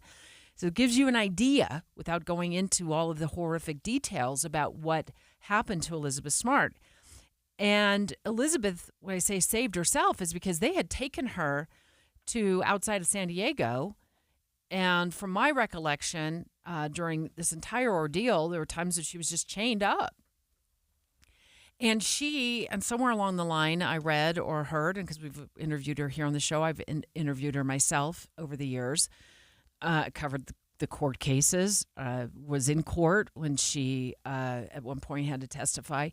She had convinced them that they needed to come back to Salt Lake City. And the reason she did that, it wasn't because she said anything to them, but because she knew that was the only way she was going to be discovered. That was her only hope. is like everybody in Salt Lake, her family, somebody's got to be looking for her, right? So get back to Salt Lake City. She managed to convince these two to come back to Salt Lake, and eventually in March of 2003, they were spotted walking on State Street in Sandy. Yeah. Thankfully. And then the Sandy Police Department swooped in, and they were able to separate. And I'm friends with one of the police officers who was there on scene that day, and he was able to separate her from these two and from Brian David Mitchell, and they were able to get to the bottom of things and save Elizabeth. But she was saved herself, right? So, but anyway, so now we're at this point, and I could talk for days about this case, so Dave, stop me. I mean, I've been covering it for the better part of my career. Now we're at the point where Barzee is picked up at a park allegedly in violation of being a registered sex offender, cannot be at a community park. She's 79 years old. She's booked into jail. She's released. And now prosecutors they're at a moment where they can probably recharge her or charge her. Actually, I should say charge her in this particular circumstance. So we asked our KSL legal analyst, Greg Skordas, and also Ed Smart, who joined the show earlier, Elizabeth's dad, what do they do with her at this point? Yes, and the first question we asked is, what's she even doing released? Because I think a lot of Utahns probably thought, oh, they're in jail forever. No, Wanda was released, and this is what Greg Skordas had to say about that. A lot of people are wondering why she was released. She was sentenced originally by the state on a charge that carried 1 to 15 years in prison, and I think she did the entire 15 years. So people were upset that she got out, but she couldn't have served any more time, and then she did federal time as well. So she did a significant amount of time, but it wasn't a life sentence like Brian David Mitchell got. Yeah, and I had to go back and actually make sure that I was clear on that, you know, when she was arrested, Barzee was arrested in 2003 along with Brian David Mitchell. You know, the clock starts ticking then, and so she gets, I'm going to say credit, but that's exactly what it is, credit for time served. So she's released in 2018, but she has to be on the sex offender registry, okay? She is on the sex offender registry. And in our discussion with her dad, Ed Smart, we find out today that Elizabeth tells her dad she's found out that it seems as though it was somebody at the park who happened to spot Barzee, either at Liberty Park or at Sugar House Park. And we're going to try to learn more about this throughout the day here.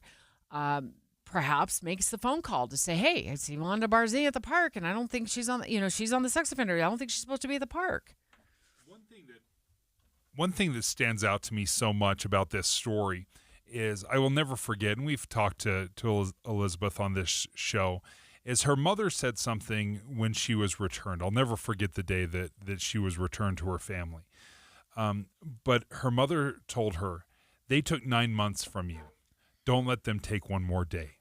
Saying, move on, move forward, live a great life. And by all accounts, she has been this incredible advocate for children and safety and has built a wonderful life. But when things like this happen, when Barzee violates her parole, this comes back into the news, this reopens wounds, they have to address it, they have to talk about it. That is, in part, what is so heartbreaking for the family is they can't move on because these people are still impacting their lives even 20 years after the fact. And to be clear, she's no longer on probation or parole. Being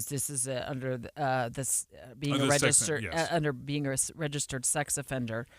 But we also was able to get a hold of Ed Smart before the show today, Elizabeth's dad, and he was gracious enough to join us in the 9 o'clock hour. So I want to listen again to that interview with our listeners with Ed Smart, and he really kind of unfolds, how this kind of came to be and what this meant in the moment to them and him when he heard that Wanda Barzee had been arrested again.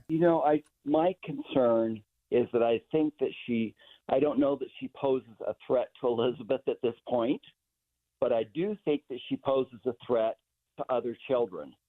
And, the whole issue of, is she in touch with Brian Mitchell when she starts talking about God told me to do this or God told me to go there? That is in my mind, that is, she undoubtedly has some mental illness, and it perpetuates, the whole ordeal. I mean, it allows her to try to excuse herself where, she has no excuse.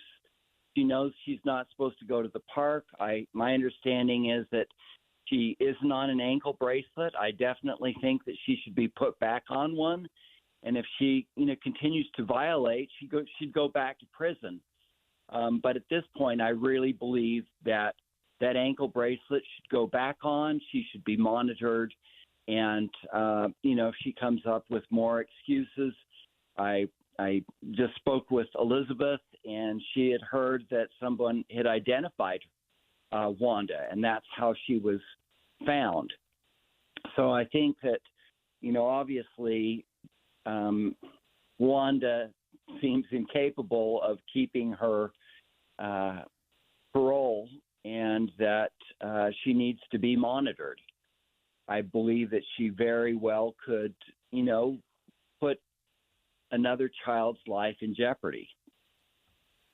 Ed Smart is joining us right now, father of Elizabeth Smart. Now, Ed, as we learn more about this, can you just maybe walk us through some of your family's emotions? Wanda Barzee, she served her time, her 15 years. She gets out. She has these restrictions and parole. But can you just walk us through how your family deals with this? Again, this was 20 years ago, more than 20 years ago, but your family is still caught up in this. Well, I don't think that you ever escape from these types of things in life. Our concern really is that she doesn't have an opportunity of harming another child. So really the bottom line, when you hear about California releasing all these sex offenders, this is something that, happens all over the place. The issue is, can we keep the children safe? When she starts using the terms, God told me to, I think that we can't allow that excuse to, condone her behavior. And if she gets the ankle bracelet put back on her and continues to violate that, then she should go back to jail. But it's certainly a concern to us, is Mitchell, who is in prison, talking with Wanda and getting her to go do these things? Is Wanda doing it on her own? There's just a lot that potentially can go on behind the scenes that we don't know. But the bottom line is, we don't want her posing a threat to other children. One of the comments that came up is, is Wanda out there in a park that, Elizabeth's kids are at or potentially would go to? And so there are those types of concerns. But I think the most important thing is, just get her under control. She obviously won't control herself, so she needs to be monitored again. We're speaking right now to Ed Smart, the father of Elizabeth Smart, who was kidnapped by Brian David Mitchell and Wanda Barzee back in 2002 in June.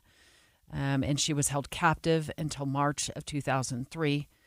Where I say, Ed, Elizabeth saved herself because she convinced those two to come back to Salt Lake City because, from my understanding, and I can't remember if it was during her testimony or perhaps one of the books that she wrote, Elizabeth said something to the effect, and I've actually interviewed Elizabeth a couple of times, that she knew that her best chance of getting saved was to get back to Salt Lake City because they were holding her captive. Was it in San Diego at the time or California for warmer weather? Just outside of San Diego. Yeah.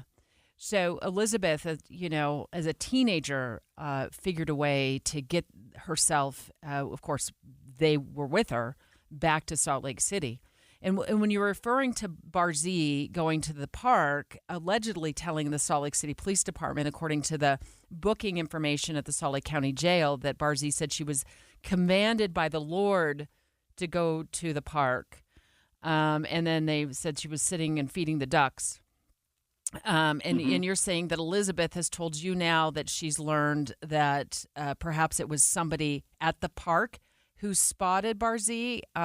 It wasn't that's what your understanding is at this point? That's what my understanding is at this point. So, with that being the case,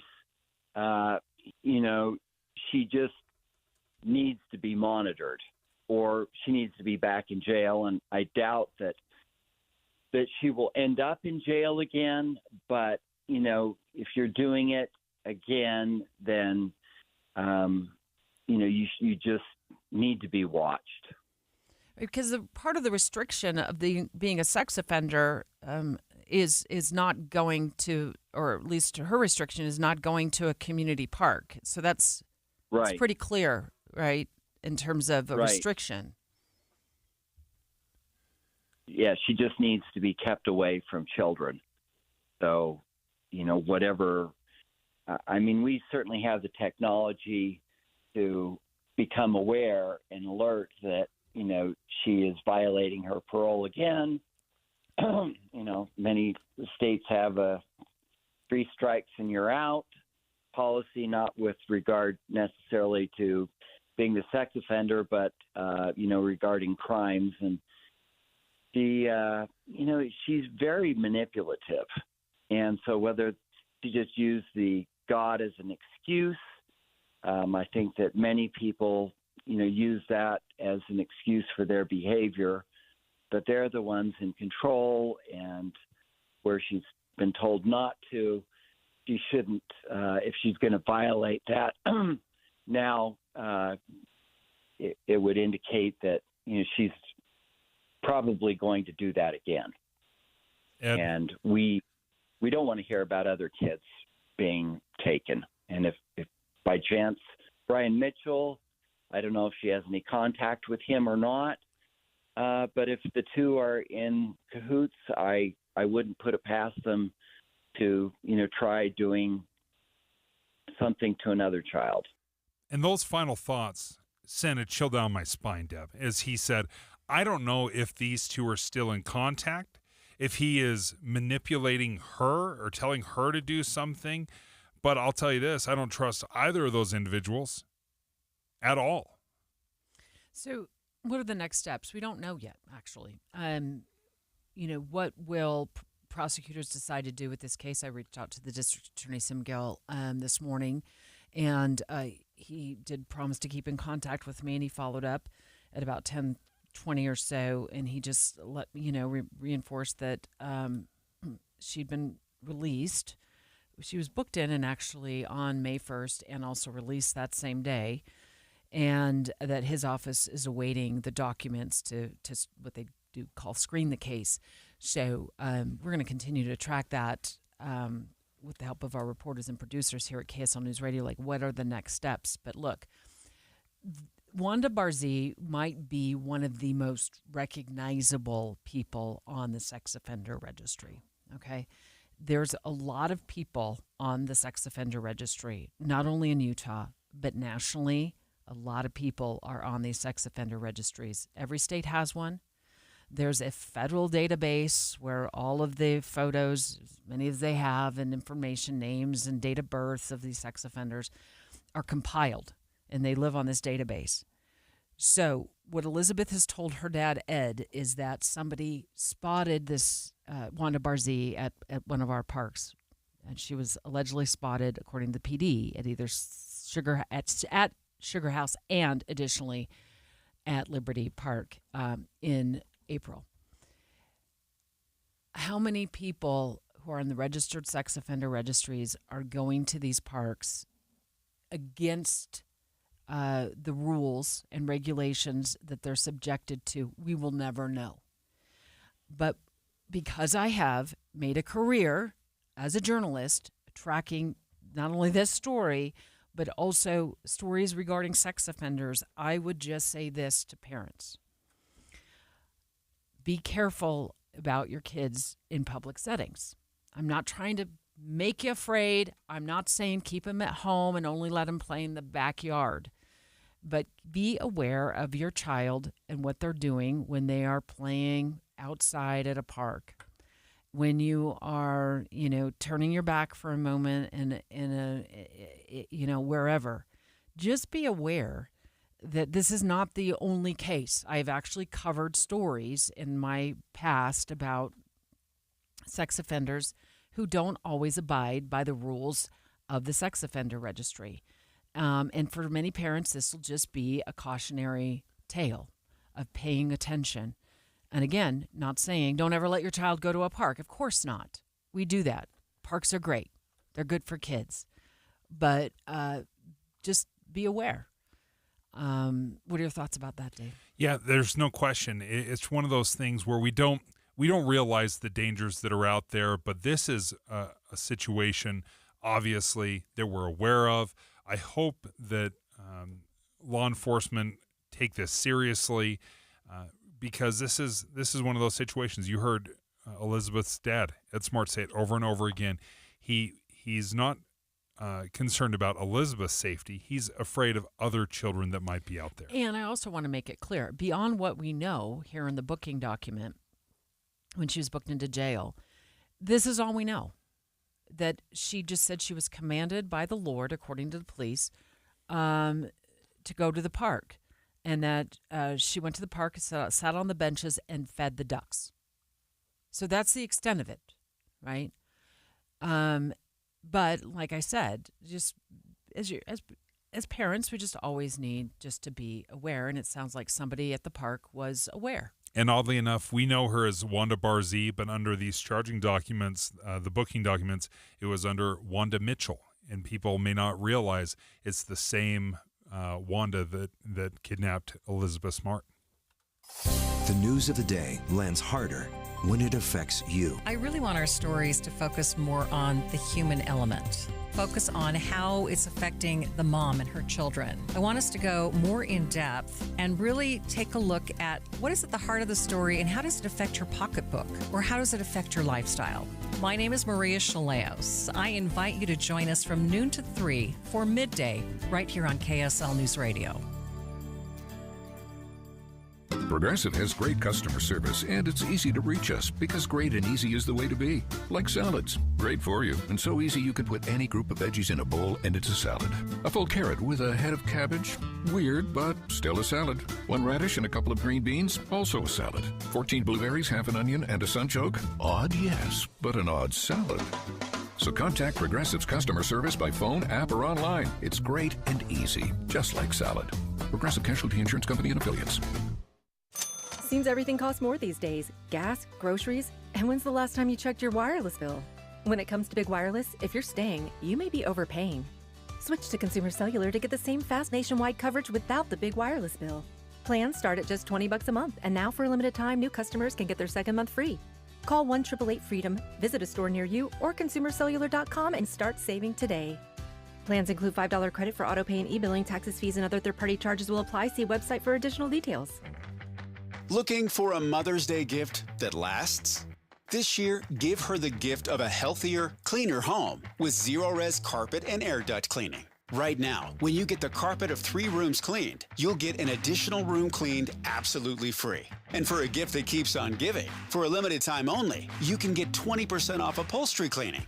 Unlike traditional cleaners, Zero-Res uses patented ZR water, a powerful cleaning solution that lifts dirt and grime without harsh chemicals or detergents. That means your carpets and upholstery stay cleaner longer and dry in hours, not days. It's safe for kids, pets, and the environment. Plus, every cleaning comes with a Zero-Res Gotta Love It guarantee. If you're not completely satisfied, Zero-Res will re-clean for free within 30 days.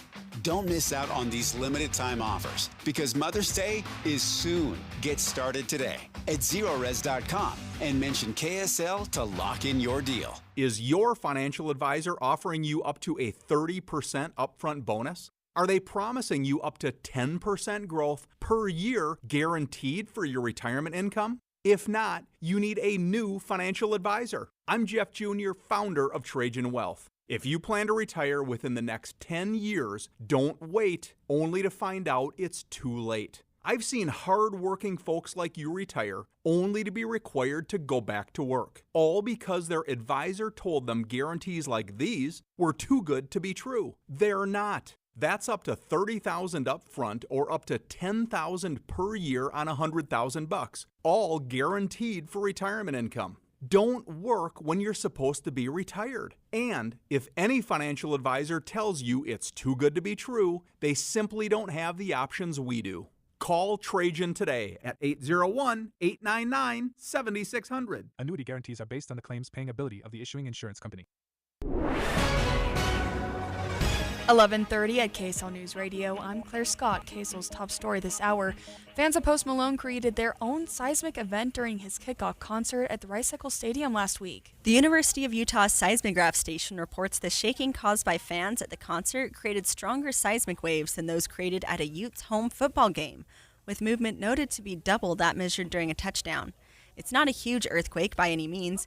According to the seismograph station, the ground moved just 0.009 millimeters, a far cry from last week's Wasatch back 4.2 shaker. But researchers say it does prove music can join people together, jumping to a beat. Brianna Willis, KSL News Radio. Our top national story this hour from ABC News. The Trump administration says it will offer undocumented immigrants $1,000 if they deport themselves out of the U.S. Border Czar Tom Homan says it's part of a push by the Trump administration to push people to self-deport rather than get arrested. You'll have some movement, right? Because I think people are finally getting the message if you leave on your own, you can take advantage of legal programs, come back. The Department of Homeland Security says people would receive the money after returning to their home country. Your money at this moment, the Dow is up 43 points. The S&P is down 16. And coming up today, scattered storm showers. KSL weather is next. KSL News Time 11:31. A reminder about the simplest way to get updated for your day. Hit your KSL preset when you jump in the car, and we'll take care of the rest. Hear key news updates and traffic reports. Andy and Amanda from 5 to 9 in your car. KSL News Radio at 102.7 FM. I was just talking about air conditioning and how we fired it up this week, and then I look outside.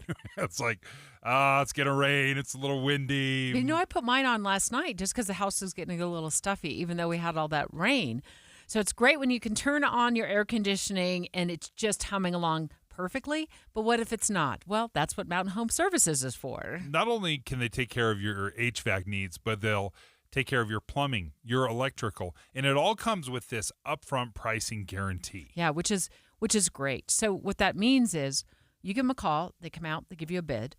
And even if the project takes a little longer or maybe the bid didn't cover everything, they honor that upfront bid. That's that upfront pricing guarantee. Not going to tack on a bunch of upsells, no hidden fees, 100% satisfaction guarantee. If you want, you can call right now. Ask Mountain Home Services about their special offer just for KSL listeners. Yeah, so let me give you the phone number, and then Dave's going to give you the website. The phone number to give them a call is 801-543-2222. Again, 801-543-2222. Or online at mountainhomeservices.com. That's mountainhomeservices.com. Ooma.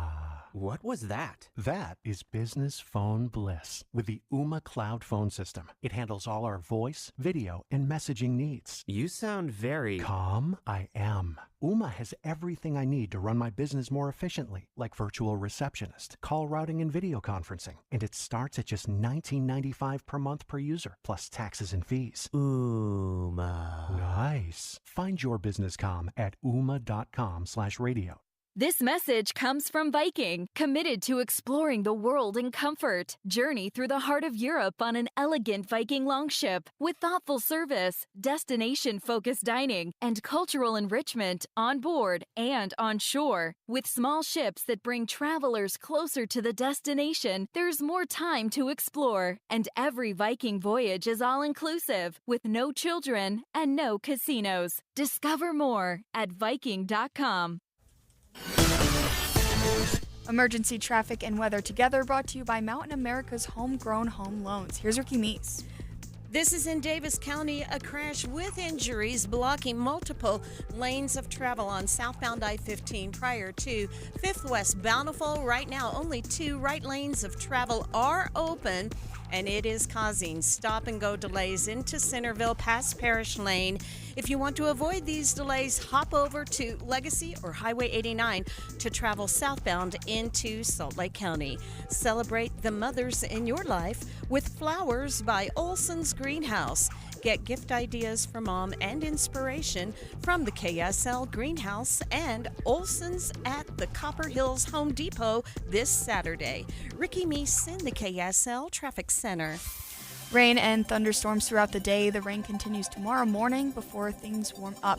Highs in the 80s are expected on Friday. Right now it is 55 and mostly cloudy. I'm Claire Scott from the KSL Common Spirit Health Studios. Listen online at kslnewsradio.com. We're Utah's news, traffic, and weather station. Dave and Dujanovic, your morning companions for talk, analysis, and key perspectives on Utah's biggest stories on KSL News Radio. If you have a student loan, chances are you've heard the news. Maybe you're a little bit worried. Maybe you lost a little sleep over the weekend. That you are concerned that the Department of Education, starting today, is going to be sending defaulted student loans to collections. And we probably shouldn't be surprised. Like, this day was coming. Obviously, we have been delaying the repayment of student loans for years now. It started under President Trump 1.0. When the pandemic hit, he put a pause on it and said, listen, everybody needs to take a breath. We're going to put a pause on student loans. And then it just kept getting extended, and they tried to reintroduce it, but then they paused it again, a new program. But we knew this day would have to end eventually, right? Well, today is that day. Yeah, well, maybe. Maybe some people expected it to happen, but I still think it's going to hurt for a lot of people who might be in limbo with the amount of money that they have to pay, and maybe they no longer have a job. There's been a lot of people fired in the last few weeks. A lot of people losing their jobs. Companies cutting back because they're concerned over economic challenges that might lie ahead. I mean, we just got word last week that UPS is going to be laying off a number of thousands of people in the near future. And hopefully that tide turns for those employees, but they just don't know. So there's this level of financial uncertainty for a lot of Utah families who may be very well impacted by a notice of default.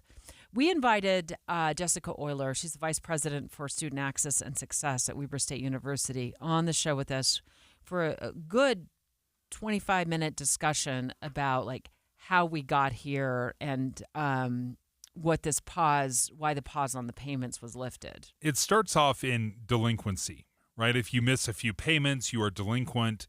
But then when you fall into default, and there are 5 million Americans right now that are in default. That's a lot.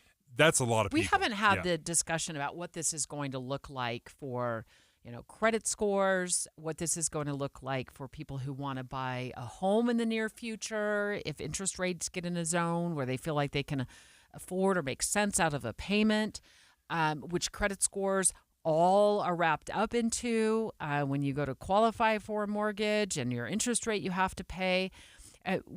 We really haven't had that discussion of what it looks like for those, 5 million people? Yeah, 5 million in default. That doesn't even talk about the millions of people that are potentially in default or just delinquent right now. But what it means to be in default is you haven't made a payment for 9 months. Mm-hmm. I want to hear from Jessica right now. So let's hear what Jessica had to say about the pause on the loans and why it was lifted. The national government suspended student loan repayments in 2020. And for a long period of time, kind of like y'all were just talking about, almost 3 years, borrowers didn't have to make payments on those loans. Repayments started back for folks in October of 2023. Last year is when they started saying, hey, we're going to flag you because it's going to start going into default and forbearance, or default, and there's one step before default, but it's not coming to me right now. And that is what you were saying, Dave, is at 9 months is when it typically is. Because of coming back into this collections period, they actually extended it a little bit. So those 5 million borrowers that are in default right now actually haven't made any payments in 360 days. Okay, so what is that going to look like? Well, they're talking wage garnishments. So let's just back that up for a moment. If you have maybe a tax refund that's coming, that could be swiped. Or if you are working, they'll reach out to you, and she said they'll give you like 30 days to kind of work through it with the Department of Ed. And if nothing if you were unable to come to some sort of terms, they'll start talking to your employer. So I feel badly for these individuals who, quite frankly, this has been one of the most confusing things about coming out of the pandemic that still hasn't been resolved, because there's been a pause, and then a restart, and then a court cases, and then and now this is happening at a level that could really affect people's wages. Your employer's now going to know about it, and then you're going to get a reduction in your paycheck. So there's all kinds of levels to this that would scare me if I was in that spot. I feel badly for people. And I don't blame people for not paying back their student loans right now. For the past 5 years, there's been a big question of whether you would have those loans forgiven. President Biden said absolutely. Well, we're going to. Did. Yeah. So, in fact, hundreds of billions of dollars were forgiven. There's $1.77 trillion in student loan debt, but President Biden forgave over $100 billion in student loans. So a lot of people were waiting to see, am I going to hit the lottery? Am I one of those lucky few that will have it removed? But now it hasn't. Trump has said we are not forgiving any more loans. It's time to start paying back, and it starts today. A lot of people will say, you took the loan out, you should pay it. Right? I mean, I see that comment made a lot on social media. But it takes me back to the PPP loans, where businesses took out loans during the pandemic to the tune of millions and millions and millions of dollars to keep their businesses afloat. They took out loans, and then most of those loans were totally forgiven. And earlier in this show, you pointed out, that was the agreement from the beginning. Okay. They still got that money, and it was forgiven. So I can't quite reconcile how we can be okay with that. And maybe people aren't okay with that. But then we're not okay with student loans being forgiven. I just am having a hard time reconciling that in my brain.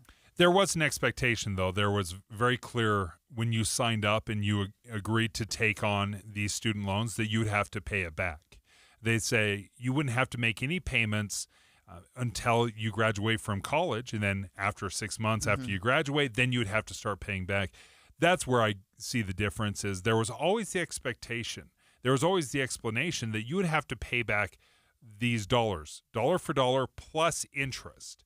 And it was the U.S. government that is collecting the interest on this as well. They're making money off of our college kids. Yeah, they're going to get the money back.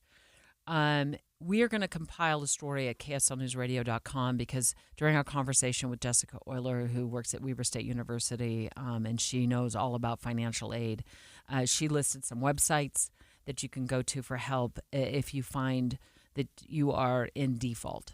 So we'll put that on our landing page at kslnewsradio.com where you can get more information on that a little bit later. And what we haven't even addressed yet, Dave, which we can address later in the week, is the rising cost of tuition that is putting people in a position, if they want to get a college education, they have to turn to loans to do it.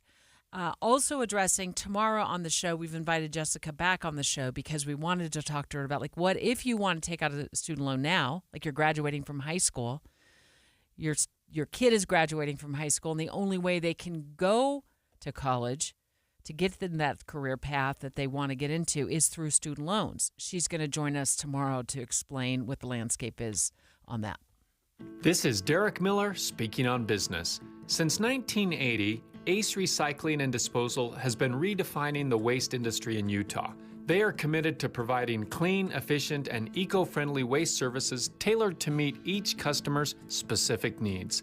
General Manager Isaac Leituala joins us with more. At Ace Recycling and Disposal, we began with just one garbage truck. And over the years, we've grown into a family of businesses providing comprehensive services such as compacting for large waste producers, transfer logistics, and secure document destruction. Today, we proudly serve over 1 million customers weekly. But Ace is more than just a waste service company. We're a dedicated community partner through initiatives like the Truth About Recycling in Utah campaign, where we educate and inspire local communities to adopt sustainable practices.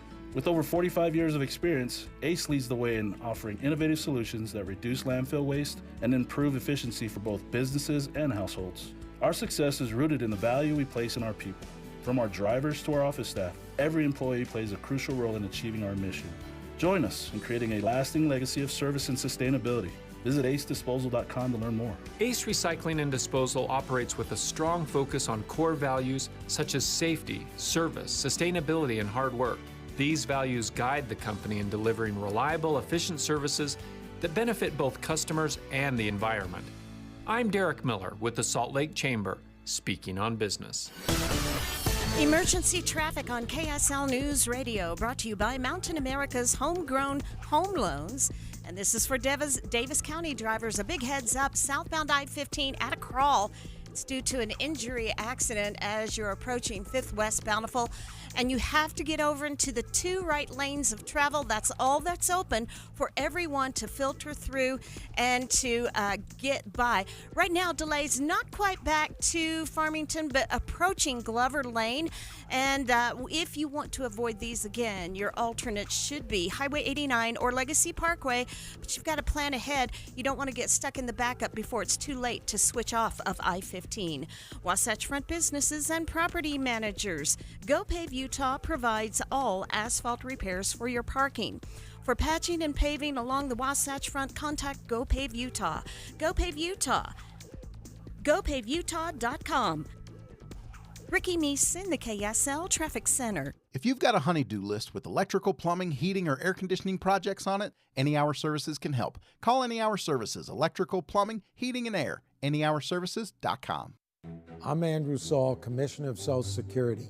I'm here to warn you about telephone scammers pretending to be government employees. Some of these scammers may say threatening things like you will be arrested if you don't make payments or provide personal information. Do not fall for these tricks. These calls are not from us.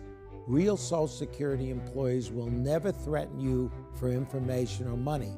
If you receive a call like this, hang up. Never give the caller your personal information, like your Social Security number or bank account, or send money in any form, cash, gift cards, wire transfers, or prepaid debit cards. Report the call to our law enforcement arm, the Office of the Inspector General, at oig.ssa.gov. Share this information with your friends and family. Dave and Dujanovic. Well, Dave spotted this story on social media, and it raised a question in his mind. Do you think it's public shaming, Dave? Oh, it is totally public shaming. And if I had a professor like this, he'd be my favorite professor, even if I were the one being shamed. So walk us through what you saw, because I haven't seen this yet. Okay, so you've probably seen this professor before. He is kind of a TikTok star. He's got 250,000 followers. His name's Professor Pittman, Matthew Pittman. And you may have seen this video. If somebody is falling asleep in his class, he has a microphone and he's giving his lecture. If someone falls asleep in his class, he walks up to them and he starts singing to them like Blink 182 at the top of his lungs. And these kids just startle out of nowhere. When I was in college and I was exhausted, especially those really early morning classes. I start classes. Shouldn't there be a rule at starting classes before 7:30 a.m.? Absolutely. At any rate, I figured out a way to sleep with my eyes open. Just the I'm not sleeping. Cold, I'm not sleeping. hard stare to nowhere. Okay, so what was he up to this time? Okay, so yeah, this was Let's see if I've got the audio here. 'Cause tonight will be the night that I will fall for you. I don't really change my mind. That's the dose of This is the yeah. professor we're talking about. That's funny. So he's super fun. Everybody loves him, loves the classes. But I couldn't believe the latest one he did. And I also would totally learn a lot in a class like that. You'd be engaged. I would be so on my toes. Yeah, I'd love it. I love it. Yeah, he's like teaching in like an auditorium type setting. And not a lot of students in that class that you're showing me right now. But nonetheless, if you fall asleep in his class, he gets up right up in your face and he starts singing. So And he's crawling over seats right now. grabs a bullhorn. Oh no. Don't waste your time on me. You're already the voice inside my head. One of the students reaches over and like pinches his nose close so he can be extra nasally. Oh, that's funny. But anyway, this is what his shtick, right?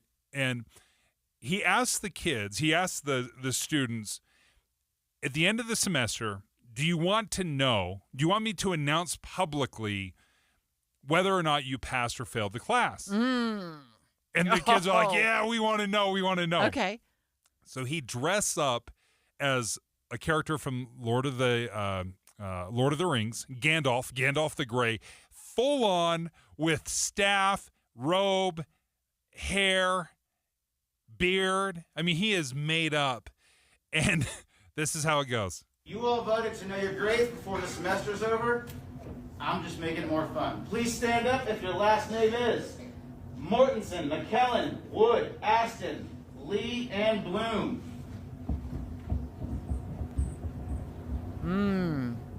You shall not pass! He said Everybody else, you got a C- or higher. Have a great summer. Everyone else got a C- or higher. Have a great summer. But he calls out 5 students that failed, got below a C-, and he does the old Gandalf. You shall not pass. Okay, let me put myself in those shoes.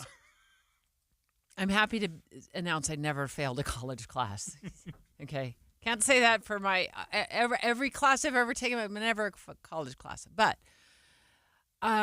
you're brave from a safe distance, right? At the beginning of the semester, when they give you a choice to have your name announced or being called out for not failing, you're like, yeah, that sounds like fun, as long as it's happening to Dave Noriega and not me. Yes. Oh, I would personally feel humiliated. They all stand up. He calls out their names.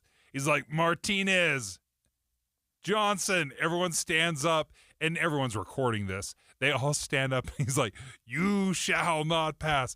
All of these just broke the news to him. You're not passing the class. You just failed. I mean, that is so wild. You're right. We're so brave until it happens to us. From You're a like, safe distance. This was a bad decision. Yeah, I shouldn't have voted in favor of making that announcement public. I would not want to have my grade announced that I failed. I just wouldn't. Yeah. Would you want yours? I don't think you would, honestly, Dave. Let me say this. Obviously, it would be embarrassing. But there's something to be said about a professor or a teacher that is so invested, so captivating, that he is willing to do something different. And although that might cause me some momentary embarrassment, I probably knew full well that I was failing this class. Okay, so here's when it happened to me in real time, is when I would try out for a sports team in high school or in middle school, and they would post the names of the people who made the team, but not the name. If you didn't make the team, you didn't get your name posted, on a typed out piece of paper that they then glued to the gym locker. And if that wasn't enough, they glued it in the hallway too, so everybody knew you didn't make the team. So in a roundabout way, that was another way of saying you ain't good enough. Yeah. Yeah, being singled out in your failures. It's one thing if you do well, you make the team, they post your name, that's great. Your name's left off, you just, We do it in sports a lot. We do it all the time. Well, in our jobs, right, there's times when we have public failures, and it's always uncomfortable, right? But at the same time, if you failed that class, you probably knew you were failing the class. I'm trying to think of how I would handle it if my child called me up and said, my professor just announced that I failed the class. Mama Bear wouldn't be happy about that. Yeah. About them not passing the class or them being embarrassed? I would be more, not even being embarrassed, the fact that their professor made the announcement. Yeah. It'd teach you to vote for something. What do you mean? The class voted. They're like, we want it publicly displayed. And there's more to the story, right? Yeah. And that's the more to the story. But I think my initial reaction would be like, what is going on? He did what? And then they'd say, oh, well, Mom, I'm an adult now. Let me deal with it from here. Interesting, though. And I do wonder if knowing that your name is going to be announced makes you try harder throughout the semester. Maybe. Yeah. Yeah, public embarrassment will do that for sure. Oh, we're so excited because straight ahead, the launch of KSL News Radio's newest show, Midday with Maria Chaleos. Congratulations, Maria. I'm excited to listen for the next 3 hours. Take it away. It's hard to believe, but summer's right around the corner. Make sure your home stays cool with a brand new air conditioner and get a free furnace for next winter. That's right. When you purchase the premium air conditioner or heat pump from Whipple Service Champions, you'll get a brand new furnace absolutely free. You just pay for the labor to install. This deal won't last long. Schedule your free estimate today. Book online at whipplethataway.com. whipplethataway.com. Get ready for Camping World's Red, White, and New Trade Event, May 15th through the 18th. Get the highest value for your RV guaranteed during the biggest RV trade event of the year. Shop the best RV deals in America with new RVs starting as low as $92 a month. Get ready for the holiday weekend with up to 45% off grills and 25% off product installation. Plus, we'll have free hats, free propane refills, free food, and fun for the whole family. Don't miss the incredible Red, White, and New Trade Event, May 15th through the 18th at your local Camping World. See you with the full details and disclaimer. Seems everything costs more these days. Gas, groceries, and when's the last time you checked your wireless bill? When it comes to big wireless, if you're staying, you may be overpaying. Switch to Consumer Cellular to get the same fast nationwide coverage with